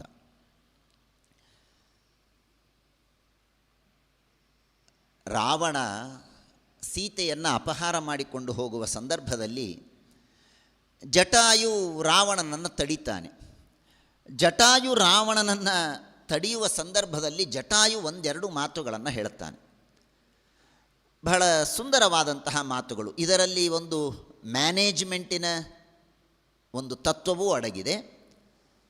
ಮನುಷ್ಯನಿಗೆ ಹೇಗಿರಬೇಕು ಜೀವನದಲ್ಲಿ ಧಾರ್ಮಿಕವಾಗಿ ಅನ್ನುವ ಮಾತನ್ನು ಕೂಡ ಜಟಾಯು ಹೇಳ್ತಾನೆ. ಸಾಮಾನ್ಯವಾಗಿ ಇವತ್ತು ಮನುಷ್ಯ ಅನೇಕ ಸ್ಟ್ರೆಸ್ಗಳನ್ನು ತೆಗೆದುಕೊಳ್ತಾನೆ. ಎಲ್ಲವನ್ನೂ ಮಾಡಬೇಕು ಅಂತನ್ನುವ ಹಂಬಲದಲ್ಲಿ ಯಾವುದನ್ನೂ ಪೂರ್ಣ ಮಾಡೋದಿಲ್ಲ, ಎಲ್ಲದರ ಭಾರವನ್ನು ತಲೆಯ ಮೇಲೆ ಹೊತ್ತುಕೊಳ್ತಾನೆ. ಜಟಾಯು ಹೇಳ್ತಾನೆ, ಬಹಳ ಸುಂದರವಾದ ಮಾತನ್ನು ಹೇಳ್ತಾನೆ, ಸಭಾರಃ ಸೌಮ್ಯ ಧರ್ತವ್ಯ ಯೋ ನರಂ ನಾವಸಾದಯೇತ್ ತದನ್ನಮಪಿ ಭೋಕ್ತವ್ಯಂ ಜೀರ್ಯತೆ ಯದನಾಮಯಂ. ಮನುಷ್ಯ ಯಾವುದನ್ನು ಊಟ ಮಾಡಬೇಕು ಅಂದರೆ, ಯಾವ ಅನ್ನವನ್ನು ತಿಂದರೆ ಅವನಿಗೆ ಜೀರ್ಣ ಆಗತ್ತೋ ಅದನ್ನು ಅವನು ಭೋಗ ಮಾಡಬೇಕು. ನನಗೆ 2 ಚಪಾತಿ ತಿಂದರೆ ಜೀರ್ಣಿಸಿಕೊಳ್ಳುವ ಶಕ್ತಿ ಇದ್ದರೆ ನಾನು 2 ಚಪಾತಿ ತಿನ್ನಬೇಕೇ ಹೊರತು 10 ಚಪಾತಿಯನ್ನು ತಿನ್ನಬಾರದು. ನಾನು ಬೇಗನೆ ಬಲವಂತನಾಗಬೇಕು, ನನಗೆ ಬೇಗನೆ ಶಕ್ತಿ ಬರಬೇಕು ಅನ್ನೋದಕ್ಕೆ 5 ದಿನದ ಊಟವನ್ನು 1 ದಿನ ಮಾಡಿದರೆ ಮನುಷ್ಯನಿಗೆ ಅದು ತಡೆಯೋದಿಲ್ಲ. ವಿಪರೀತವಾಗಿ ಅವನಿಗೆ ಅದು ವಿಷವಾಗತ್ತೆ, ಅವನಿಗೆ ಅದು ರೋಗವನ್ನು ತಂದುಕೊಡುತ್ತೆ. ಹಾಗೆ ರಾವಣ, ನೀನು ಸೀತೆಯನ್ನು ಅಪಹಾರ ಮಾಡಿಕೊಂಡು ಹೋಗ್ತಾ ಇದ್ದೀಯಲ್ಲ, ಇದು ನಿನ್ನ ತಾಕತ್ತಲ್ಲ, ನಿನಗೆ ಯೋಗ್ಯತೆ ಇಲ್ಲ. ನೀನು ಮಾಡಬಾರದ ಕೆಟ್ಟ ಕೆಲಸವನ್ನು ಮಾಡ್ತಾ ಇದ್ದೀಯ. ಸಭಾರಃ ಸೌಮ್ಯ ಧರ್ತವ್ಯ ಯೋ ನರಂ ನಾವಸಾದಯೇತ್. ನೀನು ಯಾವ ಭಾರವನ್ನು ಹೊತ್ತರೆ ಮನುಷ್ಯ ತನ್ನನ್ನು ತಾನು ನಾಶ ಮಾಡಿಕೊಳ್ಳೋದಿಲ್ವೋ ಅಷ್ಟೇ ಭಾರವನ್ನು ಹೊರಬೇಕು. ನನಗೆ 5 kg ಭಾರವನ್ನು ಹೊರೋದಕ್ಕೆ ಸಾಧ್ಯ ಇದ್ದರೆ ನಾನು 5 kgಯನ್ನು ತೆಗೆದುಕೊಳ್ಳಬೇಕು ಹೊರತು 50 kgಯನ್ನು ತಲೆಯ ಮೇಲೆ ಹೊರಬಾರದು, 500 kgಯನ್ನು ತಲೆಯ ಮೇಲೆ ಹೊರಬಾರದು, ನಾನು ಸತ್ತು ಹೋಗ್ತೇನೆ. ಹಾಗೆ ಜೀವನದಲ್ಲಿ ಮನುಷ್ಯನು ಕೂಡ, ಅದು ಅಧ್ಯಯನದ ಕ್ಷೇತ್ರ ಇರಬಹುದು, ರಾಜಕೀಯ ಕ್ಷೇತ್ರ ಇರಬಹುದು, ಸಂಸಾರದಲ್ಲಿ ಇರಬಹುದು, ಯಾವುದರಲ್ಲಿಯೂ ಕೂಡ ಮನುಷ್ಯ ಯಾವುದನ್ನು ನನಗೆ ಮಾಡೋದಕ್ಕೆ ಸಾಧ್ಯವೋ ಅದನ್ನೇ ಮಾಡಬೇಕು, ಹೆಚ್ಚಿನದನ್ನು ಮಾಡಬಾರದು. ಇವತ್ತು ತಮಾಷೆಗಾಗಿ ಹೇಳುವುದಾದರೆ, ಈಗ ರಾಜ್ಯದಲ್ಲಿ ನಾನಾ ತರಹದ ಯೋಜನೆಗಳನ್ನು ಮಾಡಿ ಉಚಿತವಾಗಿ ಎಲ್ಲವನ್ನು ಕೊಡ್ತಾ ಇದ್ದಾರೆ. ರಾಜ್ಯದ ಬೊಕ್ಕಸಕ್ಕೆ ಭಾರ ಇದು. ಯಾವ ಭಾರವನ್ನು ರಾಜ್ಯದ ಬೊಕ್ಕಸ ಹೊರಬೇಕು ಅಂದರೆ, ಯಾವುದರಿಂದ ರಾಜ್ಯದ ಹಾನಿಯಾಗೋದಿಲ್ವೋ ಅದನ್ನೇ ಆಶ್ವಾಸನೆ ಕೊಡಬೇಕಷ್ಟೆ. ಏನಾದರೂ ಮಾಡ್ತೇನೆ ಅಂತ ಎಲ್ಲ ಜನರ ಪ್ರೀತಿಗಾಗಿ ನನಗಾಗದ ಭಾರವನ್ನು ನಾನು ಹೊತ್ತರೆ ನಾನು ನಾಶ ಆಗೋದು ನಿಶ್ಚಿತ. ಅಧ್ಯಯನ ಮಾಡುವಂತಹ ವಿದ್ಯಾರ್ಥಿಗಳು, ನನ್ನ ಯೋಗ್ಯತೆ ಏನೋ ಅಷ್ಟನ್ನು ನಾನು ಓದಬೇಕು ಹೊರತು ಅದನ್ನು ಮಾಡ್ತೇನೆ ಇದನ್ನು ಮಾಡ್ತೇನೆ ಅಂತ 100 ಭಾರವನ್ನು ಮೈ ಮೇಲೆ ಹೊತ್ತರೆ ಮನುಷ್ಯ ಯಾವುದನ್ನೂ ಪೂರ್ಣ ಮಾಡೋದಕ್ಕಾಗೋದಿಲ್ಲ, ತನ್ನನ್ನು ತಾನು ನಾಶ ಮಾಡಿಕೊಳ್ಳೋದು ನಿಶ್ಚಿತ ಎಂಬ ಮಾತನ್ನು ಹೇಳ್ತಾರೆ. ಮತ್ತೊಂದು ಮಾತನ್ನು ಜಟಾಯು ತಿಳಿಸಿಕೊಡ್ತಾನೆ. ನೋಡು, ಜೀವನದಲ್ಲಿ ನಿನಗೇನು ಮಾಡಬೇಕು ಏನು ಮಾಡಬಾರದು ಅಂತನ್ನೋದಕ್ಕೆ ಏನಾದರೂ ಒಂದು ಪ್ಯಾರಾಮೀಟರ್, ಒಂದು ಸೂಚಿ ನನಗೆ ಬೇಕು ಅನ್ನೋದಾದರೆ ಜಟಾಯು ಹೇಳ್ತಾನೆ, ರಾವಣ ಒಂದು ಮಾತನ್ನು ತಿಳಿದುಕೋ, ಯತ್ಕೃತ್ವಾ ನ ಭವೇತ್ ಧರ್ಮ ನ ಕೀರ್ತಿ ನ ಯಶೋ ಧ್ರುವಂ ಶರೀರಸ್ಯ ಭವೇತ್ ಖೇದ ಕಸ್ತತ್ ಕರ್ಮ ಸಮಾಚರೇತ್. ರಾವಣ, ಸೀತೆಯನ್ನು ನೀನು ಕರೆದುಕೊಂಡು ಹೋಗ್ತಾ ಇದೆಯಲ್ಲ, ನಿನಗೇನು ಸಿಗ್ತಾ ಇದೆ ಇದರಲ್ಲಿ ಹೇಳು? ಪುಣ್ಯ ಸಿಗ್ತಾ ಇದೆಯಾ? ಅಥವಾ ರಾವಣ ಭಾರೀ ಅಂತ ಯಾರಾದರೂ ವರ್ಣನೆ ಮಾಡೋರಿದ್ದಾರಾ? ನಿನ್ನ ಕೀರ್ತಿ ಏನಾದರೂ ಬೆಳೆಯೋದಿದೆಯಾ? ಹೋಗಲಿ, ನಿನಗೇನಾದರೂ ಹಣ ಬರೋದಿದೆಯಾ? ಯಾವುದೂ ಇಲ್ಲ ಅಂದಮೇಲೆ ಯಾಕೆ ಮಾಡೋದಕ್ಕೆ ಹೋಗ್ತೀಯ? ಎಷ್ಟು ಸುಂದರವಾದ ಮಾತು ನೋಡಿ, ವಾಲ್ಮೀಕಿಯ ಮಾತು. ಇವತ್ತು ನಾವು ದುಶ್ಚಟಗಳಿಗೆ ಬಲಿಯಾಗ್ತಾ ಇದ್ದೇವೆ. ದುಶ್ಚಟಗಳಿಗೆ ಬಲಿಯಾಗುವಂತಹ ನಮಗೆ ವಾಲ್ಮೀಕಿ ಹೇಳ್ತಾನೆ, ನೋಡಪ್ಪ ನೀನು ಮಾಡು, ಕೆಟ್ಟ ಕೆಲಸ ಮಾಡ್ತಾ ಇದ್ದೀಯಲ್ಲ, ಏನು ಸಿಗತ್ತೆ ಸ್ವಲ್ಪ ಆಲೋಚನೆ ಮಾಡು. ನಮ್ಮನ್ನು ನಾವು ವಿಮರ್ಶೆ ಮಾಡಿಕೊಳ್ಳಬೇಕು. ಈ 4ರಲ್ಲಿ ನಮಗೇನು ಸಿಗೋದೇ ಇದೆ? ಧರ್ಮ ಸಿಗತ್ತಾ? ಕೀರ್ತಿ ಬರುತ್ತಾ? ಯಾರಾದರೂ ನಮ್ಮನ್ನು ವರ್ಣನೆ ಮಾಡೋರಿದ್ದಾರಾ? ಏನೂ ಇಲ್ಲದ ಮೇಲೆ ನಾವು ಯಾಕೆ ಮಾಡಬೇಕು? ಎಷ್ಟು ಚೆನ್ನಾಗಿದೆ. ನಾವು ಮಾಡುವ ಪ್ರತಿಯೊಂದು ಕಾರ್ಯದ ಹಿಂದೆ ಯಾವುದೇ ಕೆಲಸವನ್ನು ನಾವು ಮಾಡಬೇಕಾದರೆ ಈ 3 ಆಲೋಚನೆ ಮಾಡಬೇಕು. ನನಗಿದರಿಂದ ಏನು ಲಾಭ? ನನಗಿದರಿಂದ ಏನು ಲಾಭ? ನಾನು ದುಶ್ಚಟಗಳಿಗೆ ಬಲಿಯಾಗೋದರಿಂದ ನನಗೇನೋ ತಾತ್ಕಾಲಿಕವಾದ ಖುಷಿ ಸಿಗತ್ತೆ, ಅಷ್ಟು ಬಿಟ್ಟರೆ ಧರ್ಮ ಇದೆಯಾ, ಕೀರ್ತಿ ಇದೆಯಾ? ಕೀರ್ತಿ ಧರ್ಮ ಎರಡೂ ಇಲ್ಲ ಅಂದಮೇಲೆ ಇದನ್ನು ನಾನು ಯಾಕೆ ಮಾಡಬೇಕು ಅನ್ನುವ ಆಲೋಚನೆ ಮನುಷ್ಯನಿಗಿರಬೇಕು ಅನ್ನುವ ಮಾತನ್ನು ಪ್ರತಿಯೊಂದು ವಿಷಯವೂ ತುಂಬ ವಿಸ್ತಾರವಾಗಿ ತಿಳಿದುಕೊಳ್ಳಬೇಕಾದ ವಿಷಯ. ನಾನು ಕೇವಲ ಜಿಸ್ಟನ್ನು ಮಾತ್ರ ಹೇಳ್ತಾ ಇದ್ದೇನೆ. ಹಾಗಾಗಿ ವಾಲ್ಮೀಕಿ ಅಂತಾರೆ, ಯಾವುದನ್ನು ಮಾಡೋದರಿಂದ ಮನುಷ್ಯನಿಗೆ ಧರ್ಮವೂ ಇಲ್ಲ, ಕೀರ್ತಿಯೂ ಸಿಗೋದಿಲ್ಲ, ಮಾಡುವಾಗ ದೇಹಕ್ಕೆ ಆಯಾಸ ಆಗತ್ತೆ, ಅಷ್ಟಿದ್ದರೂ ಮನುಷ್ಯ ಕೆಟ್ಟ ಕೆಲಸವನ್ನು ಮಾಡ್ತಾನಲ್ಲ, ಮೂರ್ಖ ಅವನು ಅಂತ ವಾಲ್ಮೀಕಿ ಬೈತಾರೆ. ಮನುಷ್ಯ ಏನು ಮಾಡಬೇಕು, ಏನು ಮಾಡಬಾರದು, ಕೀರ್ತಿ ಬರುವಂತಹ ಕಾರ್ಯವನ್ನು ಮಾಡಬೇಕು ಅಂತ. ಇದೊಂದು ಅರ್ಥದಲ್ಲಿ ಇದು ಜನತಾ ನ್ಯಾಯಾಲಯ ಅಂತ ವಾಲ್ಮೀಕಿ ಒಂದು ಹೊಸ ಕಾನ್ಸೆಪ್ಟ್ ಹೇಳ್ತಾರೆ. ಇದು ಜನತಾ ನ್ಯಾಯಾಲಯ. ಮನುಷ್ಯ ಕೆಟ್ಟ ಕೆಲಸವನ್ನು ಮಾಡಿದರೆ ಅವನಿಗೆ ರಾಜ ಶಿಕ್ಷೆ ಕೊಡ್ತಾನೆ, ಇದೊಂದು ಪಕ್ಕಕ್ಕೆ ಇಡಿ. ಆದರೆ ವಾಲ್ಮೀಕಿ ಒಂದು ಮಾತನ್ನು ಹೇಳ್ತಾರೆ, ನೋಡು, ಜೀವನದಲ್ಲಿ ಮನುಷ್ಯ ಎಷ್ಟು ಅಪಯಶಸ್ಸನ್ನು ಗಳಿಸ್ತಾನೋ ಅಷ್ಟು ದಿನ ಅವನು ನರಕದಲ್ಲಿ ಇರ್ತಾನೆ. ಅಷ್ಟನ್ನು ಸಿಂಪಲ್ಲಾಗಿ ತಿಳಿದುಕೊಂಡು ಬಿಡು. ವಾಲ್ಮೀಕಿ ಹೇಳ್ತಾರೆ, ಅಕೀರ್ತಿರಿ ಯಸ್ಯ ಗೀಯೇತ್ ಲೋಕೇ ಭೂತಸ್ಯ ಕಸ್ಯಚಿತ್ ಪತತ್ತೇವಾಧಮಾನ್ ಲೋಕಾನ್ ಯಾವತ್ ಶಬ್ದ ಪ್ರಕೀರ್ತ್ಯತೆ. ಮಹಾಭಾರತದಲ್ಲಿಯೂ ಈ ಮಾತು ಬರುತ್ತೆ. ವಾಲ್ಮೀಕಿ ಋಷಿಗಳು ಹೇಳ್ತಾರೆ, ಜೀವನದಲ್ಲಿ ನನ್ನ ಬಗ್ಗೆ ಎಲ್ಲಿಯವರೆಗೆ ಅಪಕೀರ್ತಿ ಭೂಮಿಯಲ್ಲಿರುತ್ತೋ ಅಲ್ಲಿಯವರೆಗೆ ನಾನು ನರಕದಲ್ಲಿರ್ತೇನೆ ಅಂತ. ಎಷ್ಟು ಚೆನ್ನಾಗಿದೆ ನೋಡಿ. ಹಾಗಾದರೆ ಇದರಿಂದ ವಾಲ್ಮೀಕಿ ನನಗೇನು ಹೇಳ್ತಾರೆ, ನಮ್ಮ ಬಗ್ಗೆ ಅಪಕೀರ್ತಿ ಬರದೇ ಇದ್ದಂತೆ ನಾವು ನಮ್ಮ ಚಾರಿತ್ರ್ಯವನ್ನು, ನಮ್ಮ ಸದಾಚಾರವನ್ನು, ನಮ್ಮ ಆಚರಣೆಯನ್ನು ಜೀವನದಲ್ಲಿ ರೂಢಿಸಿಕೊಳ್ಳಬೇಕು. ನಮ್ಮ ಚಾರಿತ್ರ್ಯ ಇಷ್ಟು ಶುದ್ಧವಾಗಿರಬೇಕಲ್ಲ, ನಮ್ಮ ಬಗ್ಗೆ ಅಪಕೀರ್ತಿ ಇರಬಾರದು. ಇವತ್ತು ನಾನು ರಾಜನಾಗ್ತೇನೆ, ನಾನು ಮಂತ್ರಿ ಆಗ್ತೇನೆ, ನಾನು ಆರಿಸಿ ಬರ್ತೇನೆ, ನಾನು ಮುಖ್ಯಮಂತ್ರಿಯೋ ಗೃಹ ಮಂತ್ರಿಯೋ ಏನೋ ಆಗ್ತೇನೆ. ನಾನೊಮ್ಮೆ ಆರಿಸಿ ಬಂದರೆ ನನಗೆ 5 ವರ್ಷ ಯಾರೂ ಅಳ್ಳಾಡಿಸುವಂತೆ ಇಲ್ಲ. ಆದರೆ ವಾಲ್ಮೀಕಿ ಹೇಳ್ತಾರೆ ಹಾಗಲ್ಲ ಅಂತಾರೆ. ಅದು ಅಲ್ಲ ಸರಿ. ನಿನ್ನ ಬಗ್ಗೆ ತಪ್ಪು ಮಾತುಗಳು ಜನತೆಯ ಬಾಯಲ್ಲಿ ಬಂತು ಅಂದರೆ ಮುಗಿತು ನಿನ್ನ ಅಧಿಕಾರ, ನೀನು ಕೆಳಗಿಳಿಬೇಕು. ಎಲ್ಲಿಯವರೆಗೆ ಮತ್ತೆ ಜನ ನಿನ್ನ ಬಗ್ಗೆ ಒಳ್ಳೆಯ ಮಾತುಗಳನ್ನು ಹೇಳೋದಕ್ಕೆ ಶುರು ಮಾಡೋದಿಲ್ವೋ ಅಲ್ಲಿಯವರೆಗೆ ನಿನಗೆ ಮೇಲ್ ಕೊಡೋದಕ್ಕೆ ಅಧಿಕಾರ ಇಲ್ಲ. ಯಾವತ್ ಶಬ್ದ ಪ್ರಕೀರ್ತ್ಯತೆ. ನಿನ್ನ ಬಗ್ಗೆ ಅಪಕೀರ್ತಿ ಜನತೆಯ ಬಾಯಿಯಲ್ಲಿ ಬಂದರೆ ನೀನು ರಾಜ್ಯಕ್ಕೆ ಅರ್ಹನಲ್ಲ, ನೀನು ಕೆಳಗಿಳಿಬೇಕು ಅನ್ನುವ ಮಾತನ್ನು ವಾಲ್ಮೀಕಿ ಋಷಿಗಳು ನಮಗೆ ತಿಳಿಸಿಕೊಡ್ತಾರೆ. ಮನುಷ್ಯನಿಗೆ ಈ ಮಾತು, ವಾಲ್ಮೀಕಿಯ ಮುಂದಿನ ಮಾತು ಬಹಳ ಸುಂದರವಾದಂತಹ ಮಾತು. ಸಾಮಾನ್ಯವಾಗಿ ಮನುಷ್ಯ ಬೇಕಾದಷ್ಟು ಜೀವನದಲ್ಲಿ ಹಣ ಗಳಿಸಿರ್ತಾನೆ, ಒಳ್ಳೆಯ ಭೋಗವನ್ನು ಮಾಡ್ತಾ ಇರ್ತಾನೆ, ಬೇಕಾದಷ್ಟು ಹಣ ಸಂಪತ್ತು ಎಲ್ಲ ಇರುತ್ತೆ. ಹಣ ಸಂಪತ್ತು ಇದ್ದಾಗ ಮನುಷ್ಯ ಭೋಗವನ್ನು ಮಾಡ್ತಾನೆ. ಆದರೆ ಏನೋ ದೈವವಶಾತ್ ಅವನಿಗೆ ದಾರಿದ್ರ್ಯ ಬರುತ್ತೆ, ಶ್ರೀಮಂತಿಕೆ ಹೋಗಿಬಿಡತ್ತೆ.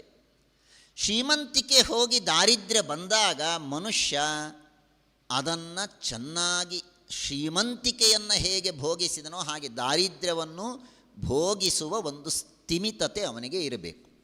ಇಲ್ಲದೆ ಹೋದರೆ ಪಾಪಗಳು ಮಾಡೋದಕ್ಕೆ ಶುರುವಾಗೋದೇನೆ ಆ ಪ್ರಸಂಗದಲ್ಲಿ. ಯಾಕೆ ಅಂದರೆ ಜೀವನದಲ್ಲಿ ಒಮ್ಮೆ ಭೋಗ ಮಾಡಿರ್ತಾನೆ, ಯಾವತ್ತೂ ಅವನಿಗೆ 5 ಸ್ಟಾರ್ ಹೋಟೆಲ್ ಬಿಟ್ಟು ಬೇರೆ ಕಡೆಗೆ ಊಟ ಮಾಡಿ ಗೊತ್ತೇ ಇಲ್ಲದ ವ್ಯಕ್ತಿ ಇದ್ದಾನೆ.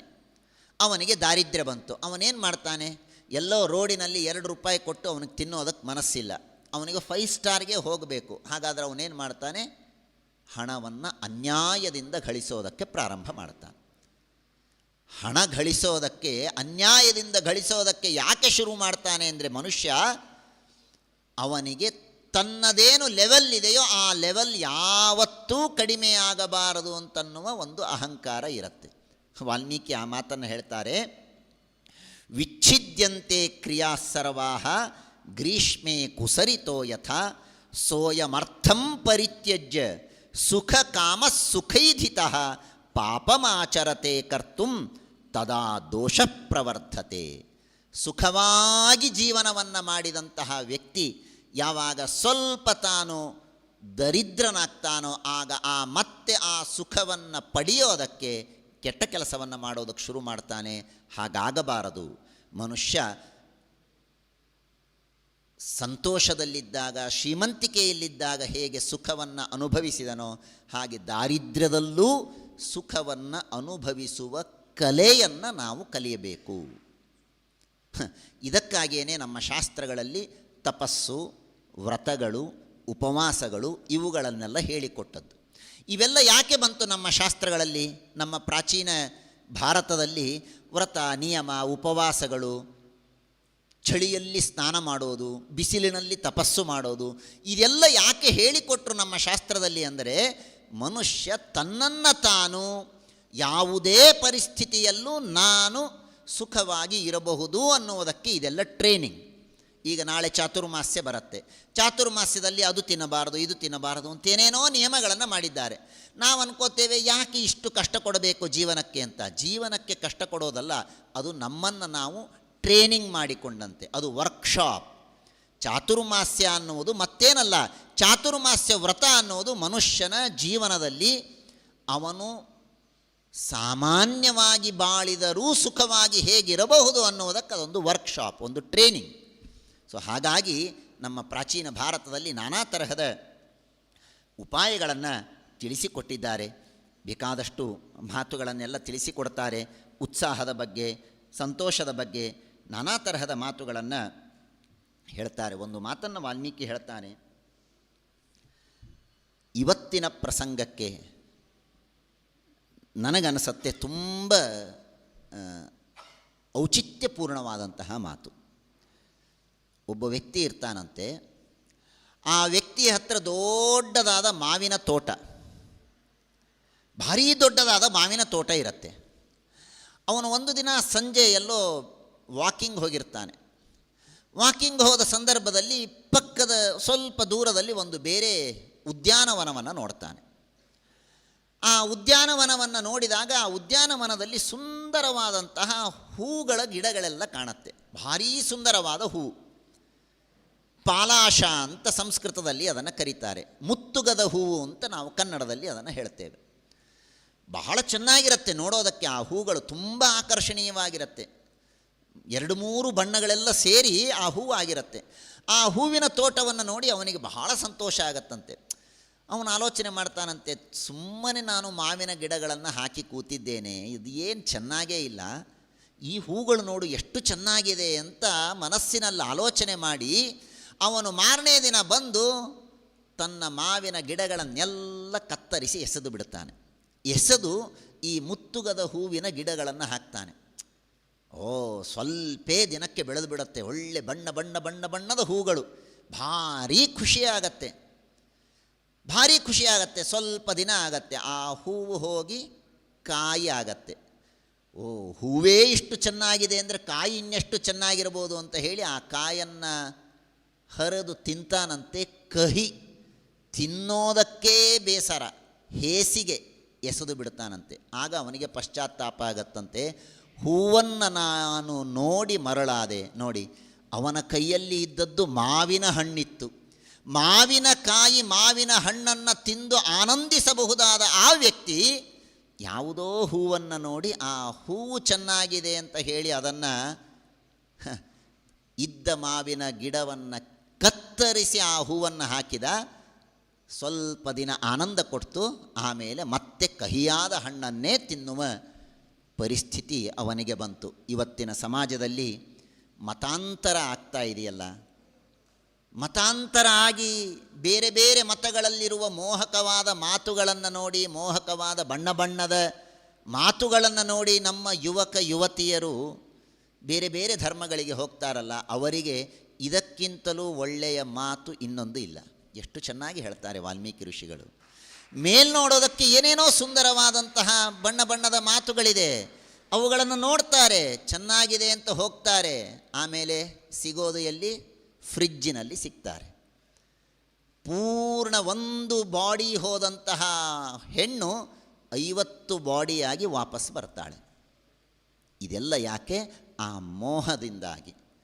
ಯಾವುದೋ ಅಶಾಶ್ವತವಾದ ಮೇಲ್ನೋಡುವ ಆ ಬಣ್ಣ ಬಣ್ಣದ ಮಾತುಗಳಿಗೆ ಮರುಳಾದಂತಹ ವ್ಯಕ್ತಿಗಳಿಗೆ ವಾಲ್ಮೀಕಿ ಹೇಳ್ತಾರೆ, ಬಹಳ ಸುಂದರವಾದ ಮಾತನ್ನು ಹೇಳ್ತಾರೆ. ದಶರಥ ಕೌಸಲ್ಯಗೆ ಹೇಳುವಂತಹ ಮಾತಿದು. ರಾಮಚಂದ್ರ ದೇವರು ವನಕ್ಕೆ ಹೋದ ಮೇಲೆ ತನ್ನ ಬಗ್ಗೆ ತಾನು ಪಶ್ಚಾತ್ತಾಪವನ್ನು ಪಟ್ಟುಕೊಂಡು ದಶರಥ ಹೇಳುವಂತಹ ಮಾತು, ಕಶ್ಚಿದಾಮ್ರವನಂ ಛಿತ್ವಾ ಪಲಾಶಾಂಶ್ಚ ನಿಷಿಂಚತಿ ಪುಷ್ಪಂ ದೃಷ್ಟ್ವಾ ಫಲೈರ್ಗೃಧ್ನು ಸಶೋಷತಿ ಫಲಾಗಮೇ.